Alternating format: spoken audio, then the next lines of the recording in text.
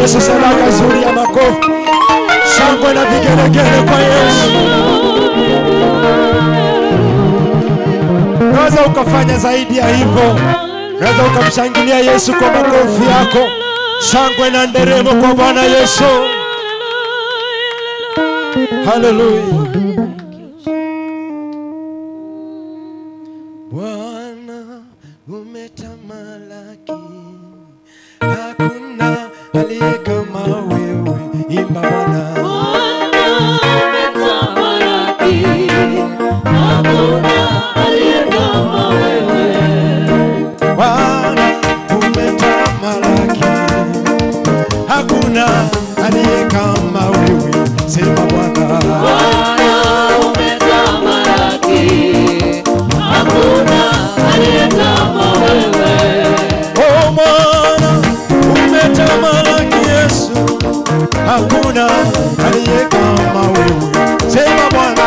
Bwana umetamalaki, hakuna aliye kama wewe. Duniani umetamalaki Baba, uko mbinguni hakuna kama wewe. Sema Bwana. Bwana umetamalaki, hakuna aliye kama wewe. Bwana umetamalaki, hakuna aliye kama wewe Baba. Bwana umetamalaki, hakuna aliye kama wewe. Baba umetamalaki, hakuna aliye kama wewe Baba. Bwana umetamalaki, hakuna aliye kama wewe. Maishani mwangu umetamalaki Baba, hakuna aliye kama wewe Baba. Umetamalaki, hakuna aliye kama wewe. Oh Baba umetamalaki, hakuna aliye kama wewe Baba. Umetamalaki, hakuna aliye kama wewe. Yesu umetamalaki, hakuna aliye kama wewe Baba. Umetamalaki, hakuna aliye kama wewe. Yesu ameinuliwa, mtazame. Yesu ameinuliwa, mtazame utapona. Yesu ameinuliwa, mtazame. Yesu ameinuliwa, mtazame. Oh, Yesu ameinuliwa, mtazame. Yesu ameinuliwa, mtazame utapona. Yesu ameinuliwa, mtazame. Yesu ameinuliwa, mtazame utapona. Oh, Yesu ameinuliwa, mtazame. Yesu ameinuliwa, mtazame utapona. Yesu ameinuliwa,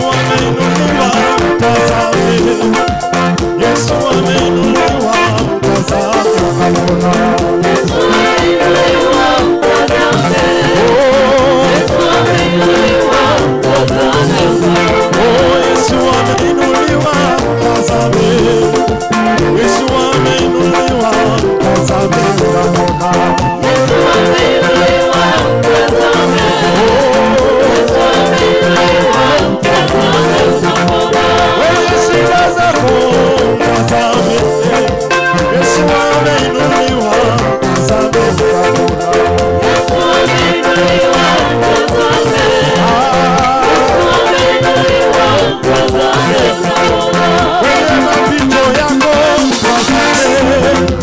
Yesu ameinuliwa, tazame utapona.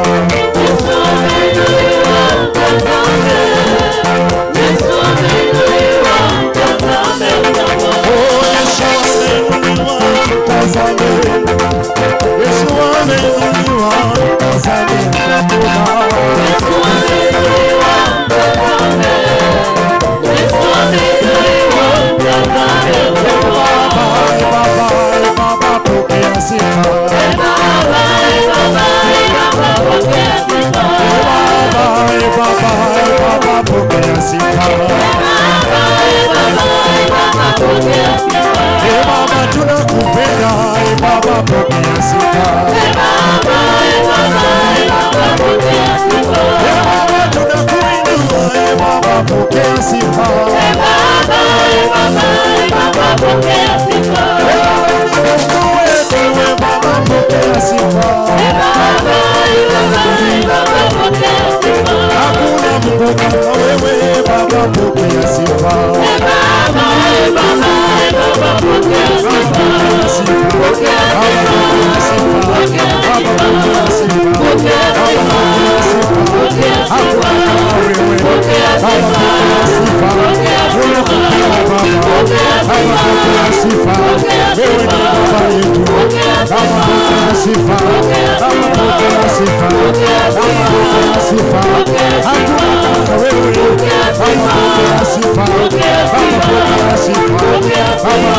sifa.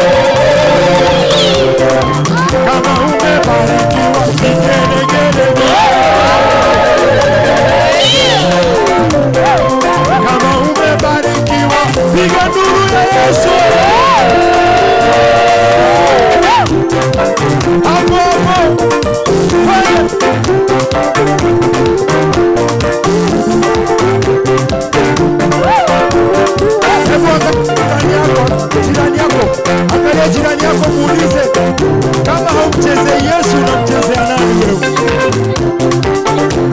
Nataka kila mtu twende namna hii, twende namna hii. Twende hivi. Kila moja hivi.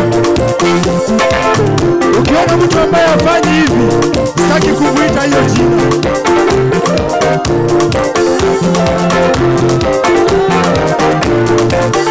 Chukua gitaa yako tucheze solo gitaa. Solo.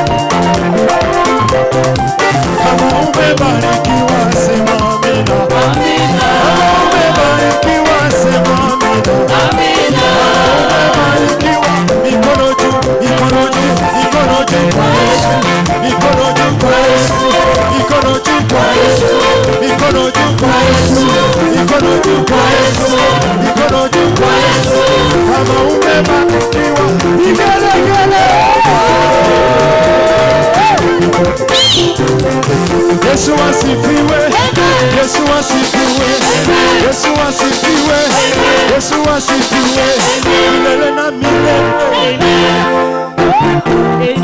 Hebu tumshangilie Yesu vizuri, vigeregere vizuri.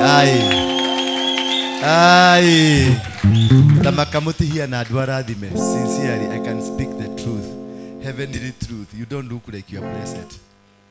Hata venye angalia venye yeye amekaa sura baya tu. Amekaa hivi. Mundu murathime. Tawale wa ikarete nginya kyoko ina meti yo mundu murathime. You can tell people who are blessed. Achachi yani ikoragwo na andu akenu. Geithie mundu cio mwina kyo mwire kena tiga wana. Mwire kena tiga wana.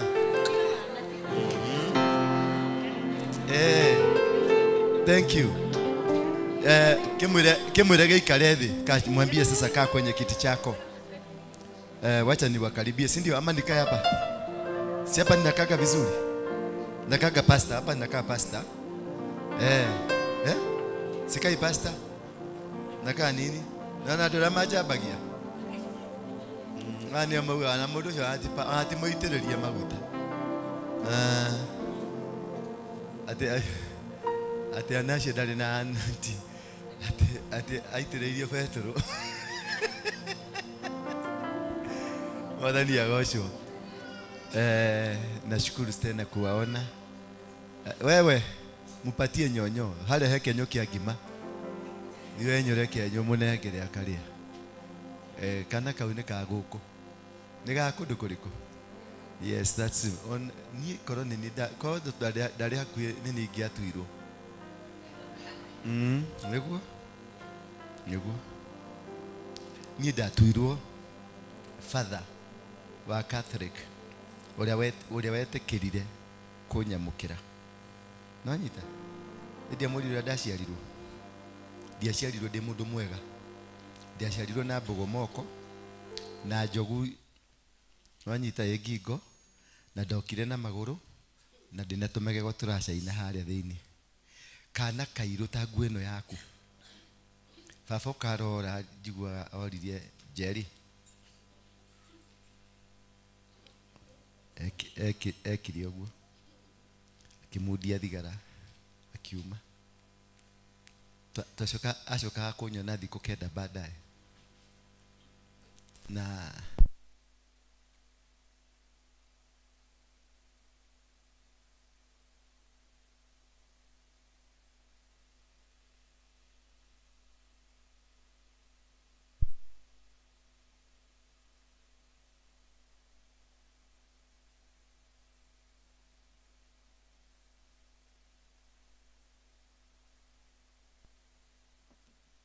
food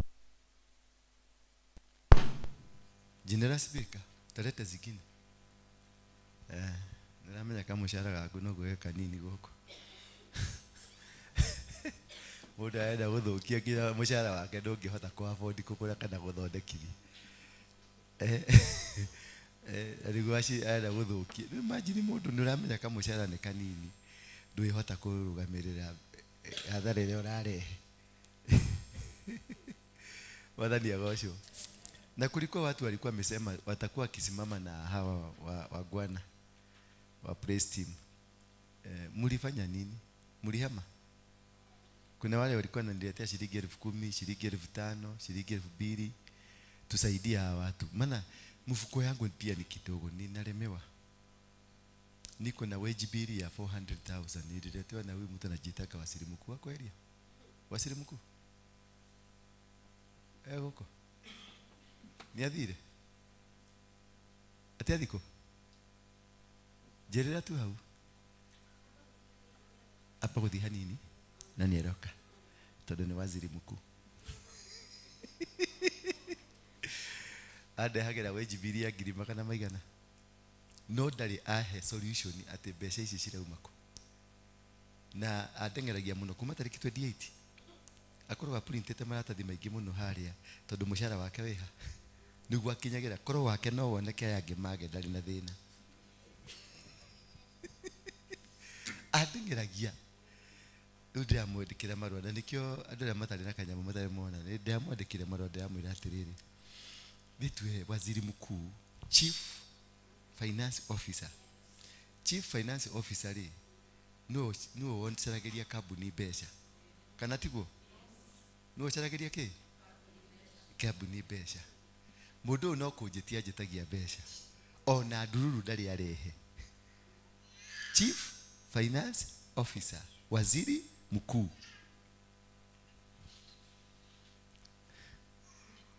koroni wogiuga atia niwarehera wage bill ya milioni 1 no nduna kurehera kanyamu na kamwe ka income ona kamwe mundu cia gukuite atia nikio waigatirwo ni muthuri we nikenua kiu giako wathani agocwo Ekei tuerute kuweka atiriri. Tujifunze. Ndio uliona nimezubazuba kidogo, sio kete ni sielewi na zubazuba kidogo ndio. Wakati unaanzisha ministry si kama duka. Ministry, unajua duka iko na principles zake. Utauza kibo ulinunua shilingi 5, utauza shilingi 7, utengeneza faida ya shilingi 2. Lakini sasa ministry iko na kamutu kama haka. Unajua haka ni kamutu kahadiko hapa haka. Sasa kalifanywa muujiza hapa. Na muujiza ulipofanyika maisha yake ikabadilika. Nuri washajiri muturire ginyo kali ukona tari guciarwo waciarwo. Huyu mtoto alibadilishwa maisha akakuwa chizi. Alibarikiwa hadu hako kugia na uge arakiga. Riu kagegereire gatindaga haho. Kanina ndaikaigere gakahiga duka agoka haha gatindaga haha. Apostle ni wira uriko urenda ndute ati gatigeke undu ono umwe kahetirie Ngai. Wajita, yani asikue mahali anaweza kukosea Mungu because ile kitu ameona hata mimi imenishangaza. Nimeshindwa, hata mimi sijaiona vizuri. Sijaiona.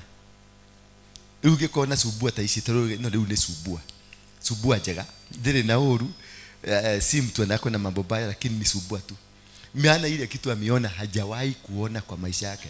Niko tadimere. Ni sawa tu. Si zote. Hapana, hata hiyo kidogo sitasema. Kamebarikiwa mpaka na shagaa, hata kenyewe kana saga. Nuri wakoro ginya duka ndire na kindu redia no redia. Ugatumirwo mbeca. Nduri na kindu ki uredia. Ugana ni watumirwo 50 ngiri na rimwe. Ati dio sharie tu ni ukundehera. Nganyita. Ni uraikara gathiko 5. Ginya kihi gicukura gitirahituka hau hakuja. Ungika atia? Ngai ucio no wende kumuhitiria. Riu kakinyite riu gathumburite guthumbura. Ngai akurathime agutue bise. Wanyita. Ngai akurathime wike atia? Andu marenduka haku. Ginya nie nguhuragire thimu kure kawathire ko. Ukanjira haha ri ndirenda kwandika mundu nyandandika wa gatatu. Ndiracaria ungi wa kana tondu ona wira ni uremire guku ni uri oingihire. Ngai akurathime. Bwana Yesu asifiwe sana. Nikenaga muno riria ndona mundu ni oka na ni arathimwo. Na nikionaga ngingata andu amwe. Ni mutirona kuri andu amwe mwagite guko piu. Na mutikamona ringi ni kuingata. Mundu tunake miaka igana. Okire guku akihoya tigiti riria akinyire guku. Na nginya umuthi uyu no arahoya tigiti. Ucio ni mundu nomo? No. Siwezi kubali mtu kama huyo. Ni sio kufukuza. Unamwambia ingia hapa kwa Manyuru, labda ni hapa mnakosana na anointing hapa. Unajua mnaweza kukosana na anointing. Ikwe guko tikuo. Josephine, komode no athama gete. Guko tiguo. Aya ono yo geni athama. Kamukorire cikarirwo. Ne nyunagire kigongona kiu thiini wa ritwa ria Yesu Kristo. Unajua wacheni niwaambie. Unaweza kuwa unakuja hapa but you are in the wrong place. You are worshiping God, you are a good worshipper, you are a giver, but you are in the wrong place. This altar can never give you anything. If you are not in the right altar, the altar cannot give you anything. Bwana asifiwe sana. Kigongona no ginya wikare haria kigongona kiria gigiaku kiri. Na kwe mundu no ngigeria kuingata guku taririani. Tondu kigongona giake giguku gatingithie. Anyita. Ndangethio no eguthiaririra na haha kienda acokio haha. Tondu nioe kigongona giake gikundu kuriku. Bwana asifiwe sana. That is the most important thing that you need to know. That you have to connect with your altar. The moment you connect with your altar, everything will move the way it's supposed to be done. But when you are in the wrong altar, hata ukuje uimbe hapa, hata upige gitaa mpaka gitaa ianze kuongea kama mtu kama ile wadede. Kwanyu nenako nere muru. Bwana Yesu asifiwe sana. Hata upige kama ile ya nganga. Unajua nganga anapiga kawaini kamoja. Twin. Alafu anaiweka na anaangalia huko juu. Anatoa hadi kachifu.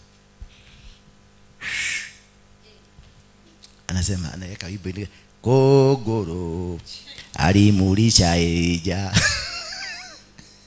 Bwana Yesu asifiwe sana. Kama kuna mtu ashaipata baba mzuri, it is me. I'm blessed. Nikikaro yake ndorera urugu kanganga kali wanyu niguka nikira ndura jarie uru ojire hau ti hega. Bwana asifiwe sana. So the altar that you serve, there are 3 conditions of the altar. The altar that you serve, if it is not the altar that you are called to serve, it can never be benefit to you. Number 2, the altar that you serve, if you fail to sustain it, it will fight you. Number 3, the altar that you are under, if you fail to respect it, it will disrespect you. Why do I say so? Altar, it is a platform for authorization. An altar is a platform for authorization. Whichever spirit, even an evil spirit, I'm a godly spirit, it is a platform where authorization is done. So things are authorized at the altar. Powers are authorized at the altar. Forces, downfalls, upheavals, anything, chochote ambacho kinafanyika katika maisha yako, it is authorized at the altar. Kuanguka kwako, kuinuka kwako, kufaulu kwako, kutofaulu kwako is authorized kwenye madhabahu. Anything you see on earth, it is an authorization of the altar. Your marriage, your business, hata hiyo sura yako, it is an authorization of the altar. Do you know makeups nyingi mnafanyaga hapa nazo ni makeups zimetengenezwa chini ya bahari na zimetengenezwa na damu za watu? Yes, zimetengenezwa na damu za watu. And sometimes they use organs of human body from the morgues. Ndio unaonaga mtu hazikagwi na vitu nyingi. Najua mostly ukienda kuuliza mtu yako uangalie wanakukatasa. Maana unaweza kufikiria umezika matumbo, labda hakuna matumbo, hakuna figo. Vitu mingi hamusikagi nazo. Ndio unaona amewekwa hivi na amefika hata ulimi. Una kwingine wamekata. Yes, that is true. Bwana Yesu asifiwe sana.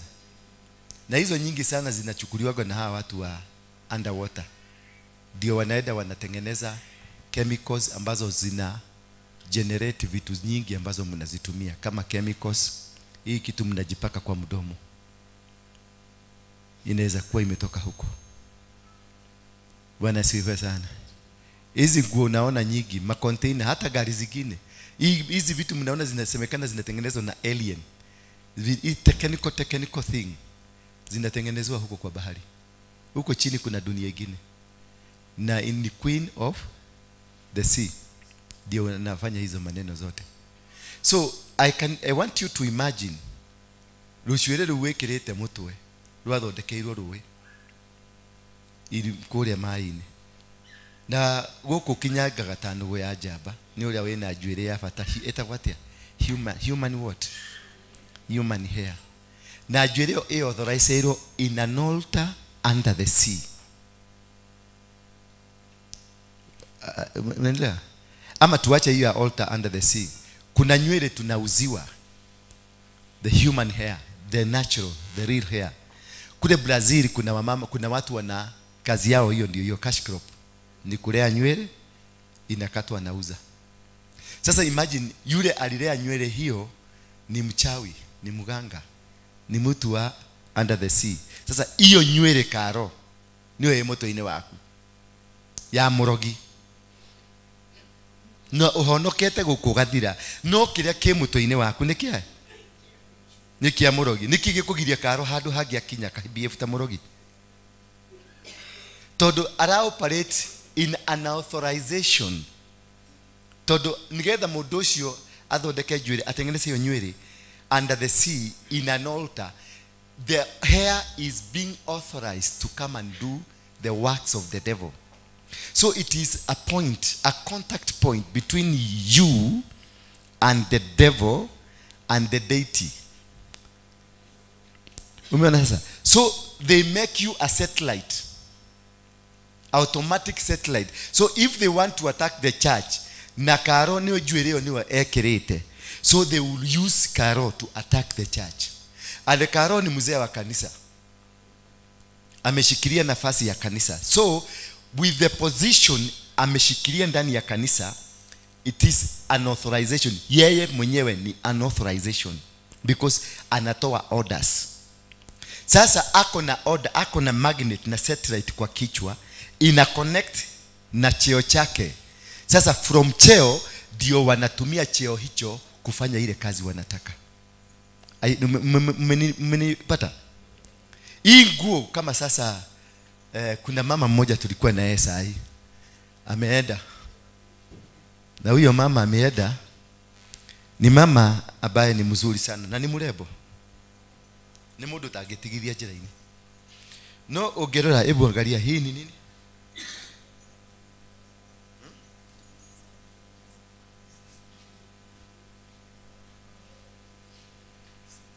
Ni nyoka. Nyoka ino icurĩtio ha? Harĩa aiguagĩra. Nonyita? Harĩa we akĩgũra ndagũrire ona amenya thaa ici akoragwo na nyoka matũ. Nonyita? Na nĩyo endete mũno. No acurĩtie ha? Harĩa aiguagĩra. Harĩa information yetonyagĩra niho manyitire. Mujira mũndũ ũcio kana akarathimwo. You can never be blessed. But and how siamukinyirete zilimufikia aje? Mtu wao anajua kuconnect. Sasa huyu ni wako, sorry, usikue thini wale tore ya Yesu ndugatuike. Lakini kuguhudhire huyu sasa ni wa huko, atapatiwa vitu kutoka huko, ataviweka kwa duka, ata invoke spirits, a summon wale watu ambao wanatakikana waingie kwenye ufalme. Na unaingizwa kwa hiyo ufalme namna gani? Because umetoka kwenye familia iko na legal ground. So the only people who can be able to be summoned kupokea hizi vitu ako na legal ground. Kwao mama yake, shosho yake, guka yake mmoja alikuwa muganga, mchawi, mtu wa hiyo maneno. So huyo mtu wa hiyo maneno ndio ana provide hiyo maneno iko kwenu. Hiyo ndio ime provide the legal ground.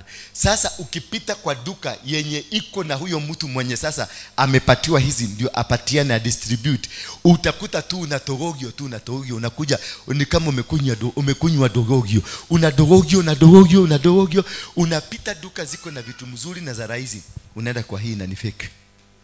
Na unainunua very expensive because it is an expensive altar. They just wanted also to locate you ndio ukue conduit wakutoe. Sasa wewe mzee ndio pastor, wewe ndio wanataka kufikia mzee. Sasa huyu ni wa huko, atakuconnect na nywele ndio hii nywele ifikie mzee, igoge mzee. Unaona? Sasa utakuta wewe unangangana tu mutumia aku ni mwedete muno, ni kiheheji kia ngoro. No kiheheji gike kia ngoro nikio kiarehire ki kigoko na kira gikuriaga, na ni mutumia wendete ukarikia. No ni wokuria na kuriaga na ki na njwire agurire, na niwe warutire mbeca ukenie mutumia wako ukimutora out ukiona tondu ndwi mutwara mbao mugurire mucubari ekio mugurire gacwire umwe wonage uthaka wake. No ni wagura kigongona ni we nigetha giuke gikuria. Are you getting me? So these are the things that you need to be able to understand, that life is spiritual, and life being spiritual, connectivities zinaziaziagi hapa, zinaanzianga mbali sana. Wakati ulizaliwa walikumark. That's why the Bible says in the book of Jeremiah 1 verse 4 that before you were born I knew you, and before you were born I already set you apart. Nilikutenganisha ndio usionekane. The meaning of setting apart, God set you apart so that the demonic forces cannot be able to monitor you They cannot be able to see you. They will not be able to locate you where you are. That is why Jeremiah was set apart. Alifichwa ndio asionekane. Maana already Mungu alikuwa amemark. Kuna watu hako hapa, they are marked in the kingdom of God. Na tuko na watu hapa ambao they are marked in the kingdom of the devil. Kuna watu walikuwa dedicated wakiwa watoto when they were born, and sometimes even when they were not born, they were dedicated by the virtue ya kuwa katika madhabahu hiyo. Kama ulikuwa madhabahu kwenu kuna uganga, uko kwenye madhabahu ya uganga, you are marked by ufalme wa waganga, ulikumark for a possible heir, ule mwenye atamiliki. Sasa wewe kwenu wewe ndio uko nayo. Sasa kaguka gako kanagashosho kama gakatweka marked, not for today, for 50 years to come. Jesus wakati ni Herode ama ni Farao, nani alikuwa anaua Jesus? Ni Herode. Herode alitoa order watoto wote wa miaka 2 wakufe. Kwa nini alisema watoto wa miaka 2 wakufe? Na alijua Yesu alisaliwa. Wakati Yesu alisaliwa ndio alianza hiyo propaganda ya kusema watoto wa miaka 2 wakufe. Did you know why? Yesu amesaliwa leo lakini ameauthorize 2 years. Because when we are operating with the sun ndio itufikie inamalizanga dakika ngapi? Hello? So ndio sun itufikie inamalizanga dakika 8. Bwana Yesu asifiwe sana. Ndio jua nini? The star itufikie inamalizanga 3 months. Sorry, the sun, the moon. Ndio star itufikie inamalizanga kitu 6 months. For it now to come. So wale wanajua kusoma nyota ama wanajua kusoma jua ama wanajua kuangalia, they looked wakajua this child anaweza kuwa within the span of 2 years. Kulingana na the reading ya stars zao, the child can be within 2 years. So akasema watoto wote wa miaka 2 wote wauliwe. Bwana Yesu asifiwe sana. That is why na wao kwa maana walijua watu wamesoma, wakaiba Yesu wakampeleka Egypt. Egypt was not Egypt was not an Arabian country. Egypt was a black man country. Bwana Yesu asifiwe sana. And therefore Egypt, walikuwa Egypt walikuwa watu weusi, lakini wakati wa Arab uprising ndio walisukumwa. Ndio sasa uko na Morocco, Tunisia, hizo nchi za Algeria zikavamiwa na Waarabu. Na previously Israel was part of Africa. Hiyo tunaita Israel sasa. So to avoid it, kwa wameteka nyara, wamechukua. So what did they do? They came and dug a Suez Canal. Ndio iseparate, iondoe Israel from Africa. Ndio wasisemekane walikuwa wa Afrika. But originally the true Israelite people, they were black men. Bwana Yesu asifiwe sana. Hata ukisoma katika kitabu cha Solomon anasema namna gani? I was black. Hallelujah. But that is not, hiyo ndio sio topic hiyo. Nataka niwafundishe topic how altars connect in your life. An altar being an authorization. Angalia sasa, wakati mtoto huyu alizaliwa anaitwa Jeremiah, Mungu alimpreserve, maana alijua any time anaweza kuibiwa ama auliwe. So akampreserve, akamset apart, akamconsecrate, kisha akamuanoint kabla hajazaliwa. Kwa wale watu wa marked, they were not marked after birth, they were marked before birth. So attack yako haikuji after birth, the attack comes before birth. Yesu alianza kushambuliwa kabla. Bwana Yesu asifiwe sana. Maana wakati Josefu aliambiwa ati bibi yako wako na mimba ya nani? Ya Roho Mtakatifu. Utaimagine mutumio ereto ena ihu ya Roho Mutheru. Onore muhono kugwo muhono kure. Tete ndo horo munene ugo uri ogeka.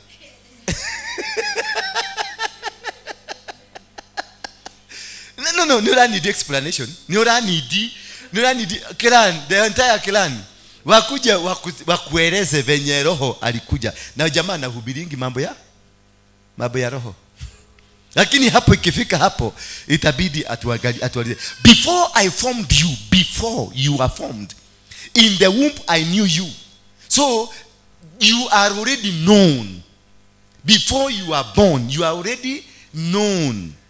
Unajulikana what you are supposed. Ile kazi unakuja kufanya dunia hii, unajulikana unakuja kupigana na mapepo. Unajulikana unakuja kufanya jambo fulani. So katika hii hali ya formation ndio unageuzwa, unakuwa mtu wa Mungu ama unakuwa mtu wa shetani. Hapo ndio unainuliwa madhabahu. Sasa what God did to Jeremiah, he raised an altar, alimjengea madhabahu kwa kumconsecrate na kumset apart. Hiyo ndio kumjengea madhabahu. Ndio akuwe protected. So no enemy will be able to reach him. No enemy will be able to attack him because he is under an authorization, a godly authorization. So I knew you, and before you were born, I consecrated. Before, kabla uzaliwe, I consecrated you. Consecration ni kuinfichwa ndani ya kitu so that nobody can be able to see you. Are you seeing me?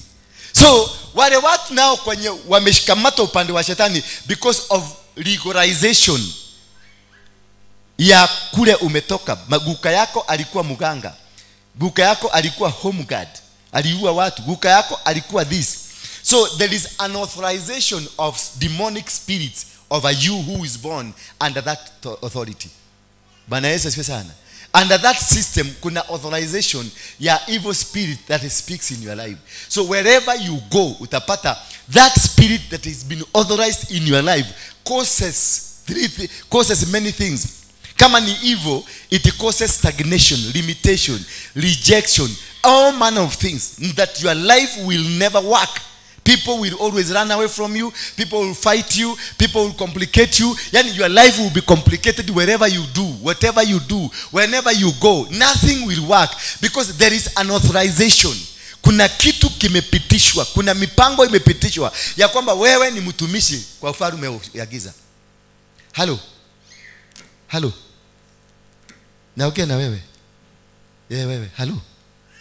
Si wewe tia kwa usho ya Yuda. Habari yako? Ulikuja lini? How was it there? How was it there? Nikupoa? Hata naona umekula samaki sana. Si hata unaona umenona? Yeah, thank you. God bless you. Yes. You see, these altars that causes an authorization, it causes authorization in the negative and also in the positive, according what is the legal ground ya kwenu. Ndio hiyo sasa tunaita family altars. What are the family altars? Magogona makwanyu ni mariko. Magogona maciari aku ni mariko. What are the family altars? So the family altars determines your life, determines your future, determines what you become. Sasa kama sasa mzee kama huyu akarais akafika mahali akawekelewa jogoma akateremshwa, yeye anaweza kufikiria ni huyo pastor ama ni hawa watu ama ni hiyo kitu ama kundi fulani kilimuleta chini. Hapana. What brought you down is family. Kigogona kia mushi wanyu. No, haukwa hiyo ile level ulienda, you are not allowed to go beyond that level in your family. Bwana Yesu asifiwe sana. So katika in the family, because of the ground that the altar is sitting on, inapiga simu kuuliza huyu mtu nani alimruhusu kujenga nyumba ya mawe? Huyu mtu nani alimruhusu kuendesha gari? Huyu mtu nani alimruhusu kukuwa na milioni 1 kwa account? Huyu mtu ni nani alimruhusu kufanya jambo fulani? Huyu mtu ni nani alimruhusu kuoa? Huyu mtu ni nani alimruhusu kuolewa? Because madhabahu ya kwenu inasema hapa hakuna doa. Hapa hakuna mtu wa zaidi ya milioni 2. Hapa hakuna mtu wa zaidi wa milioni 3. Hapa hakuna mtu wa zaidi wa shilingi 1500. So ukijaribu mahali wamekuwekea limit ni milioni 5, upitishe milioni 5 upate shilingi 1, utagogwa hiyo milioni 5 iende na ivurute zingine za kwenu. Ndio ikuwe punishment ya mtu mwingine aliye na tabia kama yako apate kuelewa. Bwana Yesu asifiwe sana. Sasa ni kwa sababu there is a legalization. kuna mtu kwenu. Alafu legalization inaweza kuwa wazazi wote walikuwa wachawi, walikuwa nahusika katika waganga, lakini waliokoka wakaingia independent, wakaingia PVA, wakaingia makanisa hii ingine. Walipoingia hawakuambiwa wavunje madhabahu, waliambiwa tu kawimbo kamoja. Kagani? Dahunyokete giuma kwa wainga Jesu akejoya.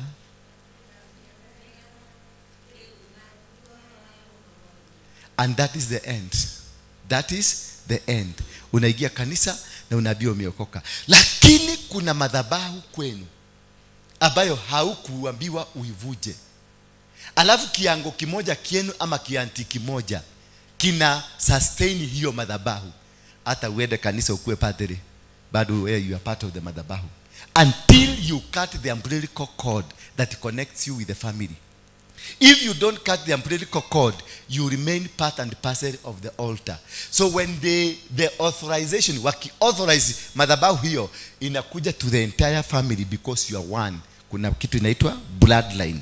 The bloodline now ndio inapatiana the legal ground.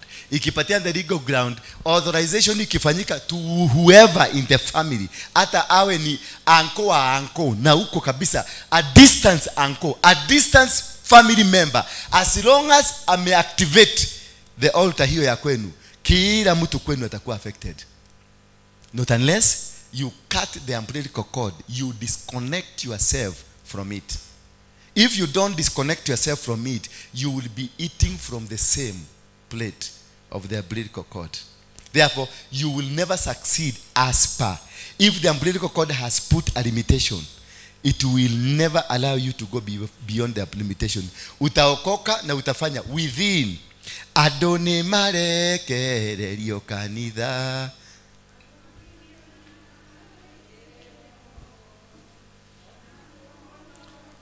Marekererio no matikarekererio merire. Ati ona kuhonoka marekererio mafatithio na maigiriro moko no matikarekererio merire. Kwirira ni kuga atia? Kwimenya. Ndukamenye muhiriga wanyu, ndukamenye murita wanyu, ndukamenye foundation yaku, ndukamenye bloodline yaku. Kwirira ni kwimenya nigetha witigithukanie na magongona makwanyu, tondu ni waingira kigongona-ini kingi. Hello. Kuingia katika Ukristo ni kuingia into another altar. Na kama bado umeingia ukiwa na previous altar ya kwenu, utaingia kwenye vita. Ndio nakutaga mtu anasema kutoka siku ile niliingia kanisa ndio mambo yangu ilianza kuharibika, because walienda wakaulizana, huyu ni nani ametuingilia kwa nyumba yetu? Amekuja na legal ground gani? Ako na uwezo gani? Uko na mamlaka gani ndio uingie hapa? Because for you kupata mamlaka ya kupigana na madhabahu ya kwenu, for you kupata mamlaka ya kupigana, lazima uinuliwe, ukue disconnected. Ezekiel 16, ukue disconnected kutoka kwa madhabahu ya mama yako, ya baba yako na ya maeneo ile umetoka. So ukue huru, kisha ukue na mtu aliye juu yako mwenye ako na mafuta ambayo inaweza kuvunja madhabahu ya kwenu.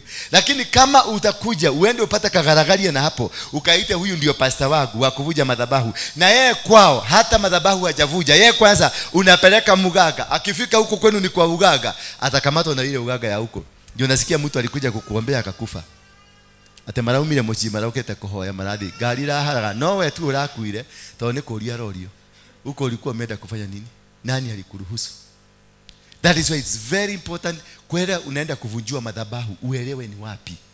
Kwanza kabisa understand kama mhubiri huyo ako na neema ya madhabahu, because madhabahu haivujagwi na pastor yoyote. Madhabahu inavujagwa na mtu anaitangwa what? A high. It must be a high priest, not just a priest but a high priest. Maana ako na authorization yeye mwenyewe. Ma high priest wote walizaliwa na mafuta, si ile ya kuwekelewa mkono, walizaliwa. Ma high priest wote they were born with it. Sio kitu ya kwenda kusomea kama hii ya Shiko, ama kitu ya kwenda college kama ya Shiko. Bwana Yesu asifiwe sana. Ni kuzaliwa asi kile kidogo githini wake, na nigetha gikunurwo no nginya ngiacaririe mundu ina maguta me iguru nigetha akicomore kirute wira uguo mundu ucio akoragwo altar. That person is an altar by himself, a walking altar. So anything he does, he has an authority over everything and anything that is of his level. So kama sasa mfano kule kwenu umeta koe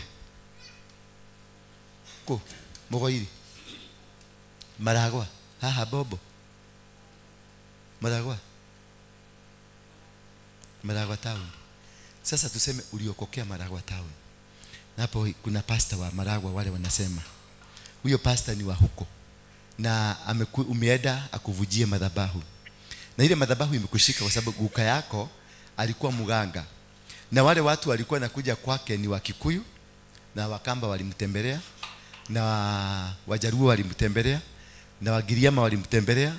Alafu kuna mtu mmoja alitoka ngambo akakuja akakutembelea. Kama muganga ashaitembelewa na mtu wa kutoka ngambo, madhabahu yake by virtue ya huyo mtu ametoka mangambo inakuwa international. Kama sasa hii kanisa watu wengi ambao ni marafiki zangu, kanisa yangu ya nje ni kubwa kuliko ya hapa na watu wengi ni wa nje. So by that virtue the anointing here is international. Unanielewa? Sasa huyu baba yake ama guka yake ni muganga na alikuwa na international level, maana alitembelewa na watu kutoka Kisumu, that is national. Ukitembelewa na kabila nyingine, that is national. Sasa ukitembelewa na mtu hata kama ni wa familia ameenda ngambo na amekuja kuseek services, amekuqualify uko international. So ile madhabahu sasa yako uko nayo haiwezi kuvujwa na huyo pastor wa Maragwa mwenye hajawahi kukuja mpaka Nairobi. Hawezi. Hata kama ni yeye anasimamanga hivi mapepo zinaanza kuongea zikitoroka, ni za Murang'a, ni za Maragwa ndizo zinamuonanga zinatoroka. Akitoka nje ya Maragwa aende Makoyo, za Makoyo zitamurarua vita za mwili. Maana level yake ni wapi? Ni kule Maragwa. Huko yeye ndio kusema. Na kama baba yako sasa, kama baba yako aliwahi kuhudumia mtu ambaye ni muganga, ni mtu international, basi hakuna mtu ambaye, not until you get a man of God mwenye amehudumia an international person, ndiye anaweza tu kuvunja hiyo madhabahu. Bwana Yesu sisi, because madhabahu ina ranks. Spiritual authorization is ranks, has ranks. Iko na mamlaka na mamlaka inatii mamlaka ile nyingine. Ndio uliona wakati Yesu alikuwa kwenye boat, maji ilianza kufanya nini? Kuyumba yumba. Maana zile demons zilikuwa kwa wale watu wawili, zilituma signal, nendeni mzuie hiyo boat maana inakuja kututoa. Yesu wakati alituliza maji, hakutuliza maji, alituliza zile demon, alizizuia, alizikanya, akaziambia nyamazeni mimi nakuja. Maana Yesu alizaliwa wa zamani. The Bible says hata kabla dunia haijatengenezwa Yesu existed. That is why he has the power to command demonic powers. Doesn't matter how old they are, because he is older than them. Bwana Yesu asifiwe sana. So akiwa ndani ya bahari alituliza mapepo akayarudisha. Wakati tu alishuka kwenye boat, mapepo maana already ilikuwa ishazungumziwa, ilikimbia kwa Yesu, usitutoe. Na kama utatutoa utukubalisha tuingie pale. Kumbe nazo wakati ziliona maji imetulizwa, wakajua wametulizwa, walifanya nini? Walisamon pigs. Walitafuta swine kule kote ziko, zikafurutwa na hizi mapepo. Kujeni mkae standby. Kama tutatolewa tutaingia hapa. That is how demonic powers and demonic altars operate. They know they can organize. They have a program. They can program you for failure. Bwana Yesu asifiwe sana. They can program you ati hakuna siku utapata mwanaume wa kukuoa. They can program you hakuna siku utafaulu. Ati kuna mahali tu utafika, hauwezi kwenda beyond. They program you. And they program you kulingana ni madhabahu gani.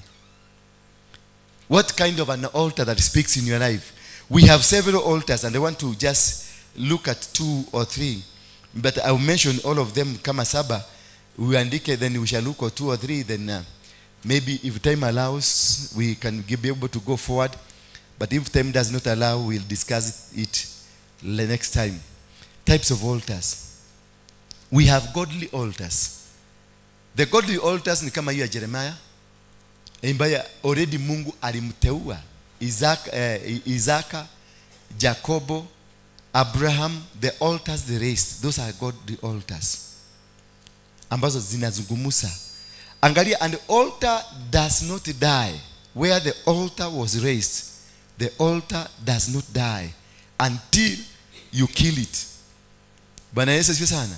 Lakini hata ukiondoka, madhabahu hiyo itabaki. Kwa hivyo, it is you to get out of the territorial altar, hizo ma-altar. Because mahali Abraham alikuwa anataka kutolea Isaac kama sacrifice, that is the same place panaitwa Bethel. Bwana Yesu asifiwe sana. Na baadaye his grandson Jacob alipokuwa katika hali ya hatari, kumbuka Mungu aliambia Abraham, kizazi chako, maadui wa kizazi chako hawata prevail over them. So hivyo kizazi chako hakitawahi kushindwa kwa sababu of what you've done. Jacob was in trouble because of his brother and he was fearing. Kuna mahali alienda akapumzika, akachukua jiwe moja. Alipolala hivi, macho yalipofunga, akaona bingu imefunguka na akaona watu wanapanda wakishuka. Akaambiwa mahali panaitwa Bethel. Bethel, hapo ndipo Isaac alikuwa chinjiwe. That place. Nani mwingine alienda hapo? Nani mwingine alienda hapo? Wana wa Israeli wakati walikuwa kwenye vita, walienda mahali hapo. Walipofika mahali hapo, hawakuinua dhabihu, lakini walishinda vita. Wakasema mahali hapo panaitwa El Bethel. Mungu wa nani? Wa Bethel. Kwa nini? Because madhabahu yaliyoinuliwa na grandfather Abraham iko mpaka saa hii, na hapo ndio wanapigana saa hii. Hamas na wale wengine, the same place ndio wanapigania. Hiyo ndio itasababisha vita vya dunia vimeanza. Najua watu wanafikiria ni bunduki kwa bunduki. Hapana, si bunduki kwa bunduki. It's economical, spiritual and economical warfare.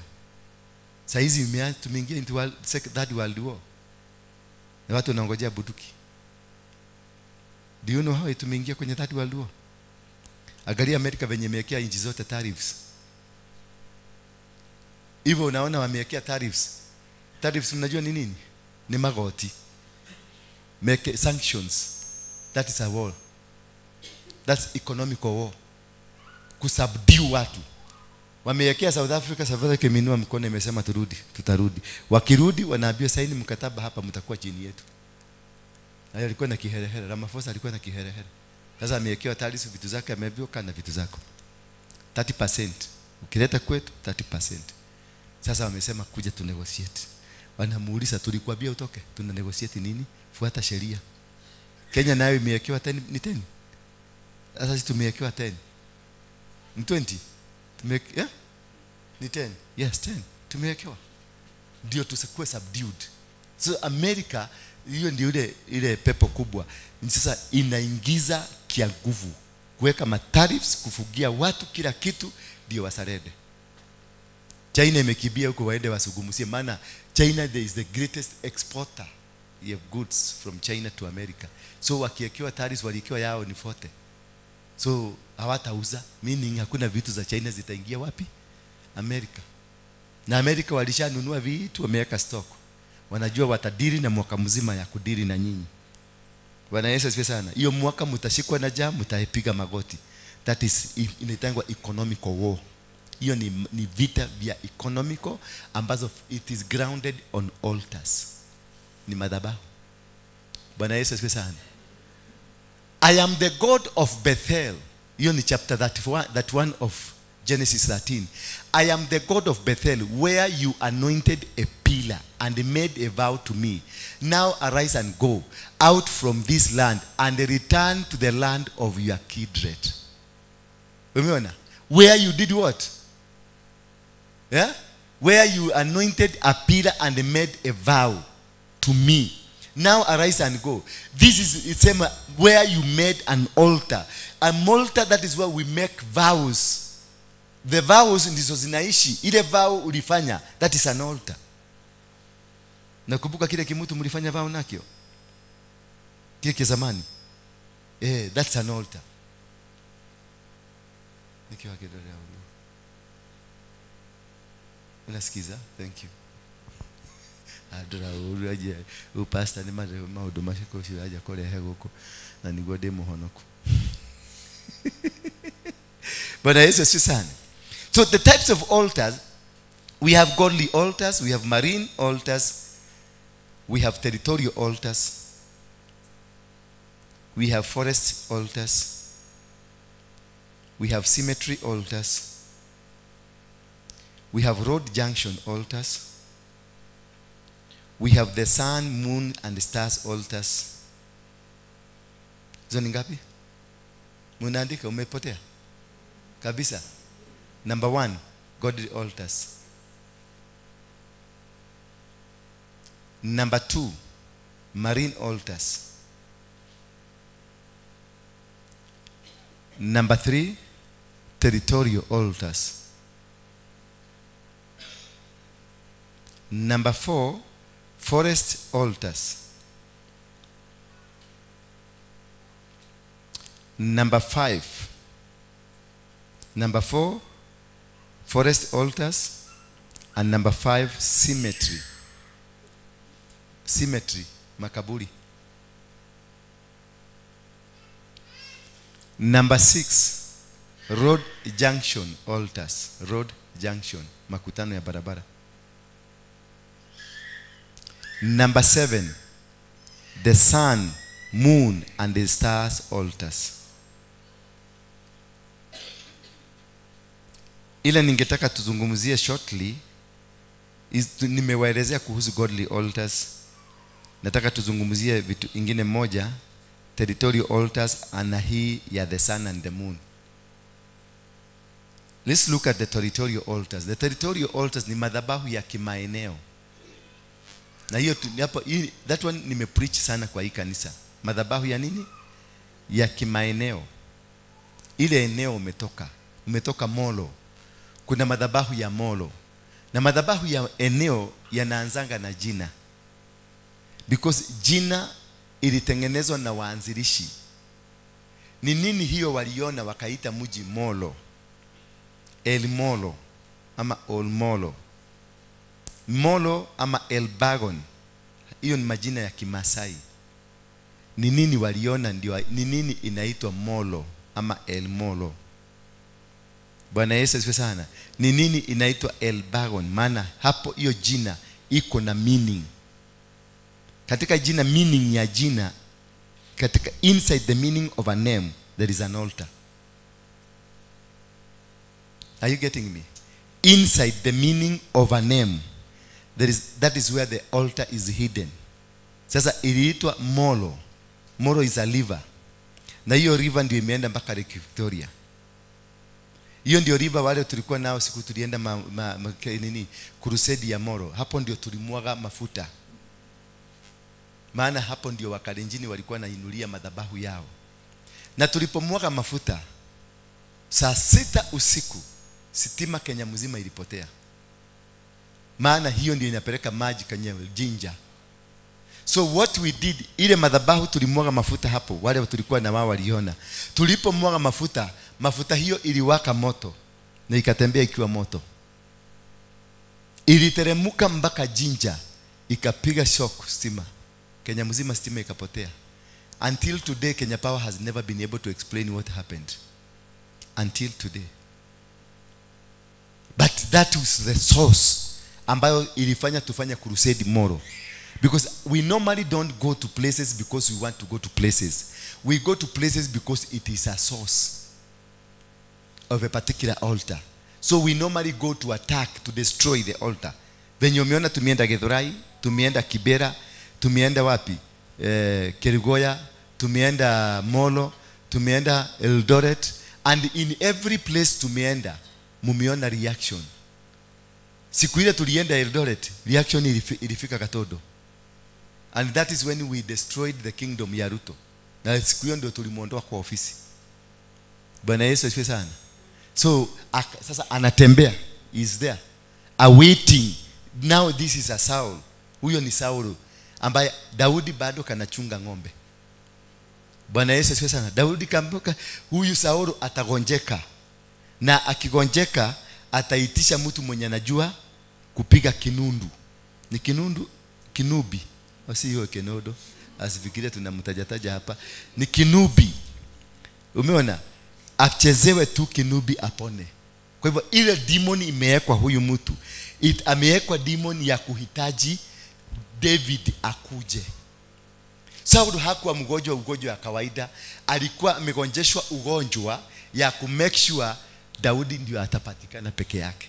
Naye Daudi kule kwa kichaka alikuwa amepatiwa talent na Mungu ya kupiga hiyo kinubi. So ile shida itapata huyu mzee ni shida nayo yule mwenye atachukua kutoka kwake amepatiwa solution. Sasa atafika tu na atamfikishia na atafanya kitu itafanya apone. Akipona sasa kutoka hapo powers zita exchange. Bwana Yesu asifiwe sana. So Daudi wakati alienda na akapiga hiyo, na kutoka siku hiyo hakurudi kwa kichaka, alianza ufalme. Kisha akatengeneza urafiki na David, akaoa mtoto wa Saulo, akarudi akatengeneza urafiki na Jonathan, ndio atembee. Ukitaka kukua mkubwa, tembea na watu wakubwa. Bwana Yesu asifiwe sana. Usikue tunataka kukua mkubwa na wale watu wakubwa sana unatembea na wao wanaishi laini saba Kibera. You will not go nowhere. Anointing yako inakufia hapo. Anointing mwaki ulitakokolea ulikoliole. Kama unataka utajiri lazima utembee na matajiri kama nyinyi. Si unaona venye nimetajirika siku hizi kwa sababu yenu? Because I'm moving around with rich people. Nikiona maisha makosa, si unaona kosi imechange. Yes. Lilian, si nimekuwa msupu sasa. Because I am around people who have a special thing that I don't have. You can never become special if you don't work with people that has a speciality that you want. Sasa eneo lile umetoka, jina liko na umuhimu sana. Uelewe the meaning of the name and the meaning behind and the power behind that meaning. Not only knowing the meaning of the name, but the power behind the name. The power, kuna power, and that power ndio altar, ndio madhabahu. Na hiyo madhabahu ndio sasa uzungumuza ikijificha ndani ya jina. Jina yako wetako ate unaitwa nani? Mase nani? Wacha na mase si jina. Modhoni ile ya tradition kabisa, una jina ya tradition. Sema ukweli. Sema ukweli. Ramba mapua. Una jina lako ni gani? Jerry wena letwa lege beyond tiga Jerry lile thini pio. Utweto. Eta kwate. Ele to lege etago.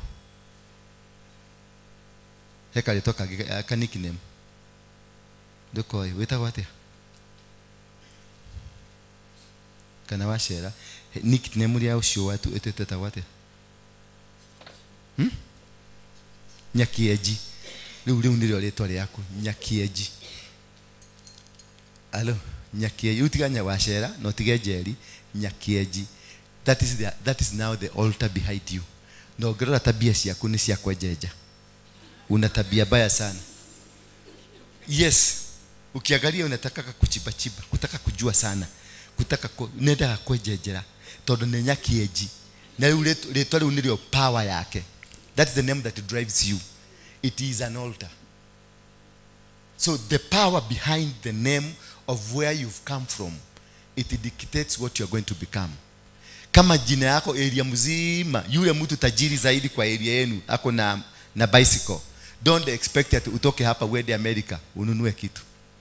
Itakuwa gumu, you will struggle. By the time you get a car in America, you will get a car because it is a necessity there. But you are not going to buy a car because the car I agreed to be with you.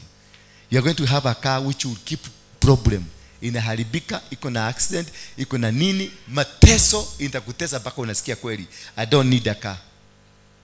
Kwa sababu kwenu, territory ya kwenu haina mtu kama wewe. Wewe ndio unataka kuvunja madhabahu ya kwenu. So itapigana na wewe until you either die or wewe uvunje hiyo madhabahu uikalie. Bwana Yesu asifiwe sana. Niliwaambia nyumbani kwa wale tumeenda nyumbani. Nyumba ya mama yangu ni nyumba ya 4 bedroom, lakini nilijenga miaka 7. Nyumba inajengwa na si ya ghorofa, ni ya chini. Hii nyumba tunajenga na mwezi mmoja. Nilijenga na miaka 7. Nilipeleka mchanga, nilitoa mchanga Nairobi hapa Kabani, ikapelekwa mpaka nyumbani.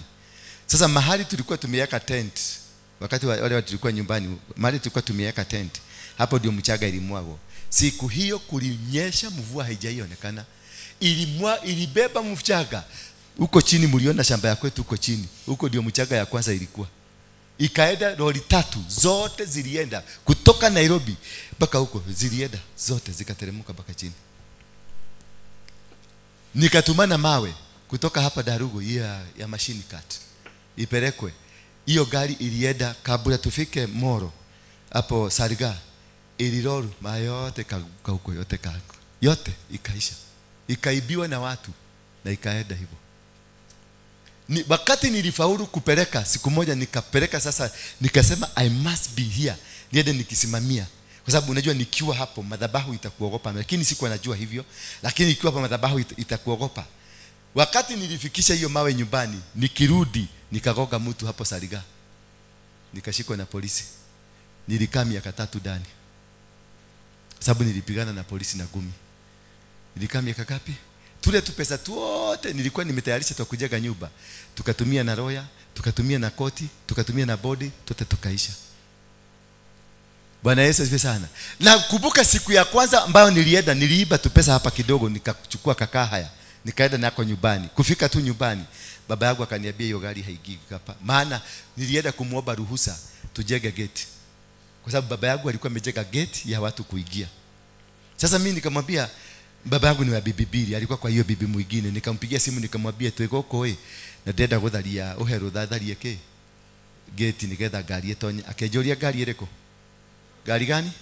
Nikamwambia gari ile nimekuja nayo. Umetoa wapi? Akaniambia ningoje nikuje.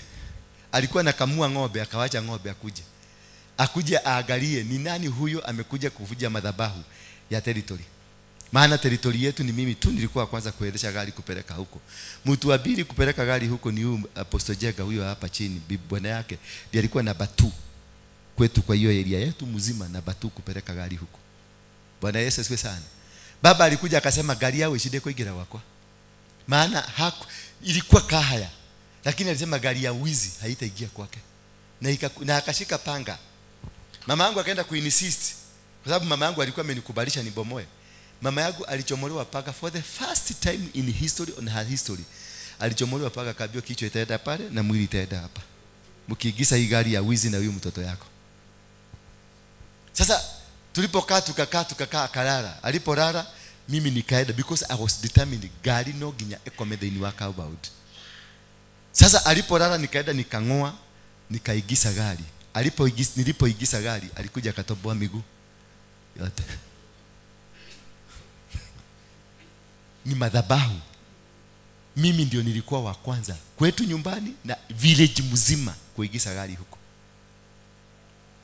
So nilingangana, nilitobolewa mpaka tukakosana baba yangu.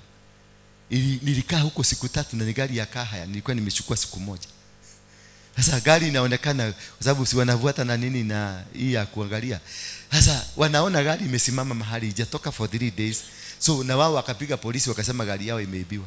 Sasa nikaanza kutafutwa.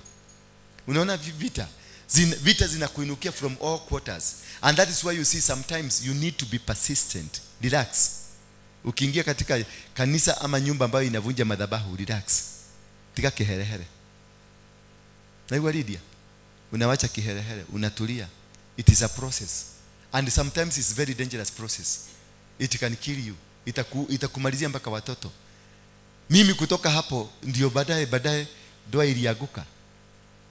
Lakini angalia, kupatana na girlfriend haraka na ina make sure mtoto amekuja. Girlfriend haraka na ina make sure mtoto amekuja. Lakini doa hakuna, inakataa. Bwana Yesu asifiwe sana. Inakataa. Baba yangu baada ya kumjengea na ikamalizika, tulingangana mpaka tukafaulu. Baada ya kumaliza miaka 2 mseko ndani ya shimo akakataa nyumba. Maana alikubalisha, baadaye alikubalisha naye ikamwambia ukamuthe. No etekerie hizi sio kesho chivuje magogona magwito. Are you seeing the picture? that you can kuvuja madhabahu can introduce you to various problems. Itakufungulia milango mingi ambayo itatokana na majina, itatokana na clan, itatokana na kwa kina mama yenu, itatokana kwa kina baba yenu. Utakuta maanko wamekuinukia, maanti wamekuinukia, kila mahali unakuta warfare from all quarters. Why? Because they are fighting. Ni soldiers. Madhabahu zote ziko na army, madhabahu zote ziko na jeshi, na hiyo jeshi ikiamurishwa ipigane na wewe itakugonga from all quarters to make sure haushindi vita. Hello, ku make sure fanya nini?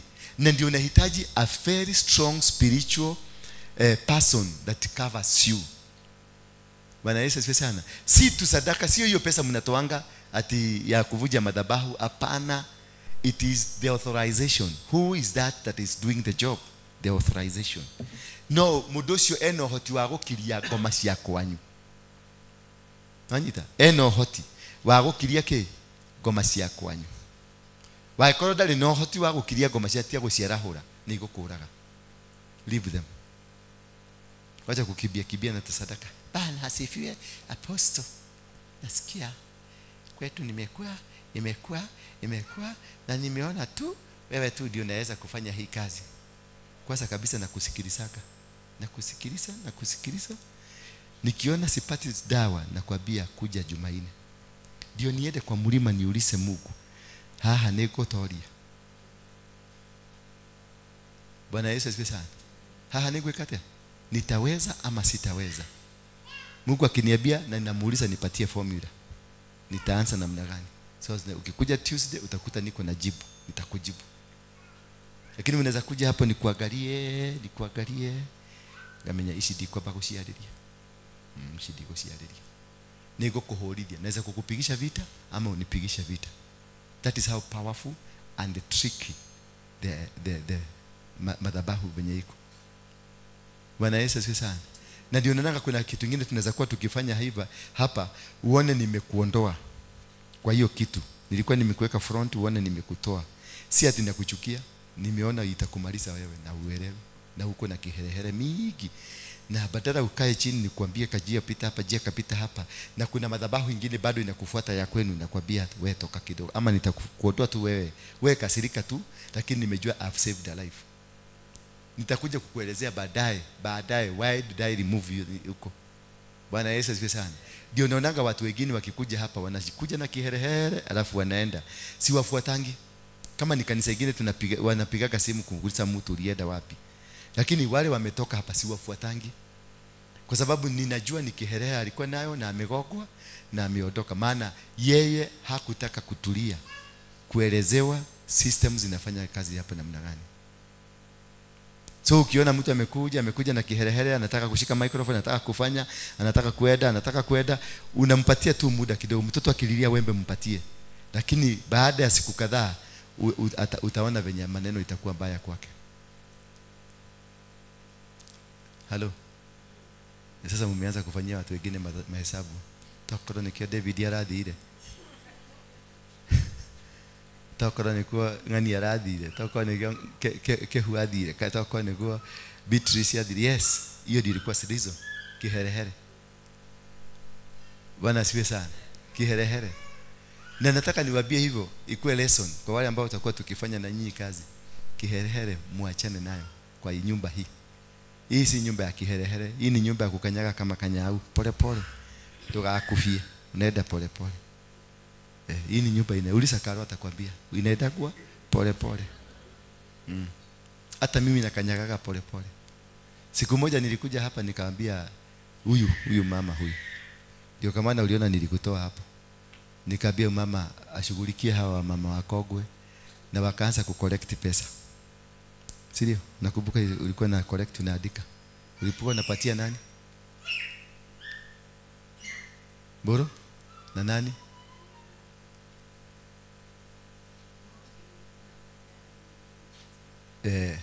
Boro hakulete hata moja na alikuwa anapatia David na David hakulete hata moja.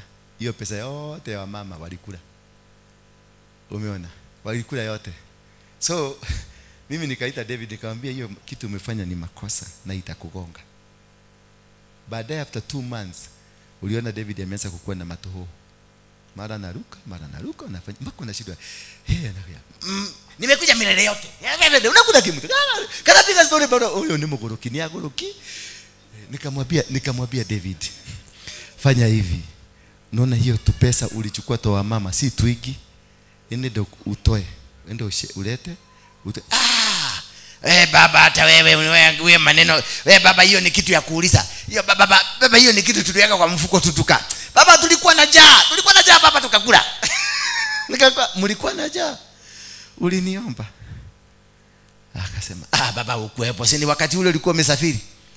Nikakuuliza, ukakula pesa ya mama hapa? Nikamwambia pole sana kwa sababu kuna kitu itakugoga. Kutoka siku hiyo David hakuwahi kuwa nomo tena. Hakuwahi kuwa. Maana wale washosho walilete madhabahu yao. Ile shida ya watu wamepata hapa kutoka 1963 ilikuwa kwa hiyo pesa. Halo, ndio naonanga sigusagi pesa ya kanisa. Sigusagi. Kwanza ya hii nyumba. Hata ukuje unipatie sigusagi. Maana hapo kuna ukimwi, hapo kuna umasikini, hapo kuna matatizo mbalimbali, hapo kuna family territorial altars, kuna family challenges, kuna nini nyingi ziko kwa hiyo pesa. Sasa chukua hiyo uende ununulie mtoto yako, ulipie school fees mtoto yako. You will see your child when atapata. Alikuwa wa A, utamwona ma D. Maana amegogwa na territorial altar ile iliwekwa hapo. Amegogwa na umasikini ile iliwekwa hapo. Amegogwa na mambo different. Bwana Yesu asifiwe sana. Ndio nawapia nyinyi hapa mjihadhari. Ile kitu kidogo tunapata tuchereke. Kama unapata kitu kidogo nikipata, ile kitu mnaonaga na wapatiaga ni si ya hapa. Siwezi kubali kumpakule pesa ya hapa. Mimi mwenyewe natafutaka kwa kampuni zangu. Hiyo unaonaga sometimes nimekupatia kitu kidogo kwa sababu ninajua uko na mke na uko na watoto na uko hapa 3 4 5 days. So I have to be, lazima nitumie akili mzuri nielewe uko na watoto na uko na mke. Because tena mke wako akikosa kukula ataanza kulaani sisi, ataanza kutuongelea vibaya. Tena hiyo ni madhabahu nyingine tumefanya nini? Tumejiekelea. So I have to sort you, nikutafutia hata kama nitakutafutia kitu less, lakini nitakutafutia. Ndio hii madhabahu useme kitu. Na kwako kuseme kitu ndio tupate kibali. Maana wanaweza kuwa hapa wakiimba lakini hakuna kibali. Bwana Yesu asifiwe sana. So until you are able to understand the territorial altars, they can follow you to America. They can follow you to Australia. Unakuta kwenu ni wapi? Ni kule weta wapi? Uko Dodoli kwa kina Ani yako wapi? Uko Dodoli kule wanachamshaka, wanaweka chai na comfort na madasi kubwa kubwa ile kwa ikaraga na kuugo. Huko unakuta yuko Dodoli ni watu wametodora sana na huko. Sasa unaweza toka Dodoli uende Amerika na bado uendelee kutodora. Unakuta una transfer Dodoli inakufuata mpaka wapi? Baka ndio unakutanga unaonanga hawa wametoka Amerika wengine wanakuja wanapika chapati mingi wanabeba. Ni Dodoli. Ushaipata mtu wenu wa Amerika amebeba machapati? Ni Dodoli tikwenda kwake. Ni Dodoli todona kula kwenda mtu. Sasa umebeba territory imekataa kukuacha na ukienda huko utaishi kwenye limitations za territory ya kwenu. Unakuta huko Amerika lakini unaishi ni kama huko Dodoli. Yes, unapata mshahara kwa sababu ya dola huko iko juu. Lakini hiyo pesa ukitumia unakuta unabaki na shilingi 10,000. Ukilipa mabilis zote unabaki na shilingi. Ukiwa Dodoli ulikuwa unapata shilingi 9,000, 10,000, 9,000, 10,000. Bwana Yesu asifiwe sana. Kwa sababu you carried unabeba. Kuna watu wako Nairobi kwa wale tumeenda tu wangapi tulienda Kibera. Wale tulikuwa tunafanya spiritual mapping. Kuna mahali mlienda mkakuta nyumba za doro. Sasa huyo mtu anaitaka Keshagi kusema anaishi wapi? Nairobi. Wewe uliona ni Nairobi? Ni Keshagi anaitransfer, anailete hapa. Na kama kuna pesa ulikula kwa hizo, urudishe kabla hujagongwa. Kama kuna mmoja ulikula, sisemi ulikula, na kama dawa kama. Na mtu yote mwenye ameramba pesa hapo, umechukua shosho amekuja amekupatia. Sagalia boro venye boro sinamuonaga boro venye nakaga maisha mengine. Alikuwa nakula pesa ya wa shosho, akanaenda nayo. Hawakuniletea. Hawakupatiana kwa na kama umewahi kukula kapesa kadogo tu, kadogo umekafeka mfuko, umesahau kwa bahati mbaya umekula, wende urudishe, maana kuna judgment imeachiliwa. So tuingie kwa hiyo ingine ya 7. Hizi zingine nitawafundisha baadaye kwa sababu ya time. The altar ya sun, ya moon, ya star. Katika programming ya binadamu, programming of human being is programmed in those 3. We are all programmed in those 3. Na hizo vitu zilifanyika siku ya ngapi ya maumbile ya Mungu?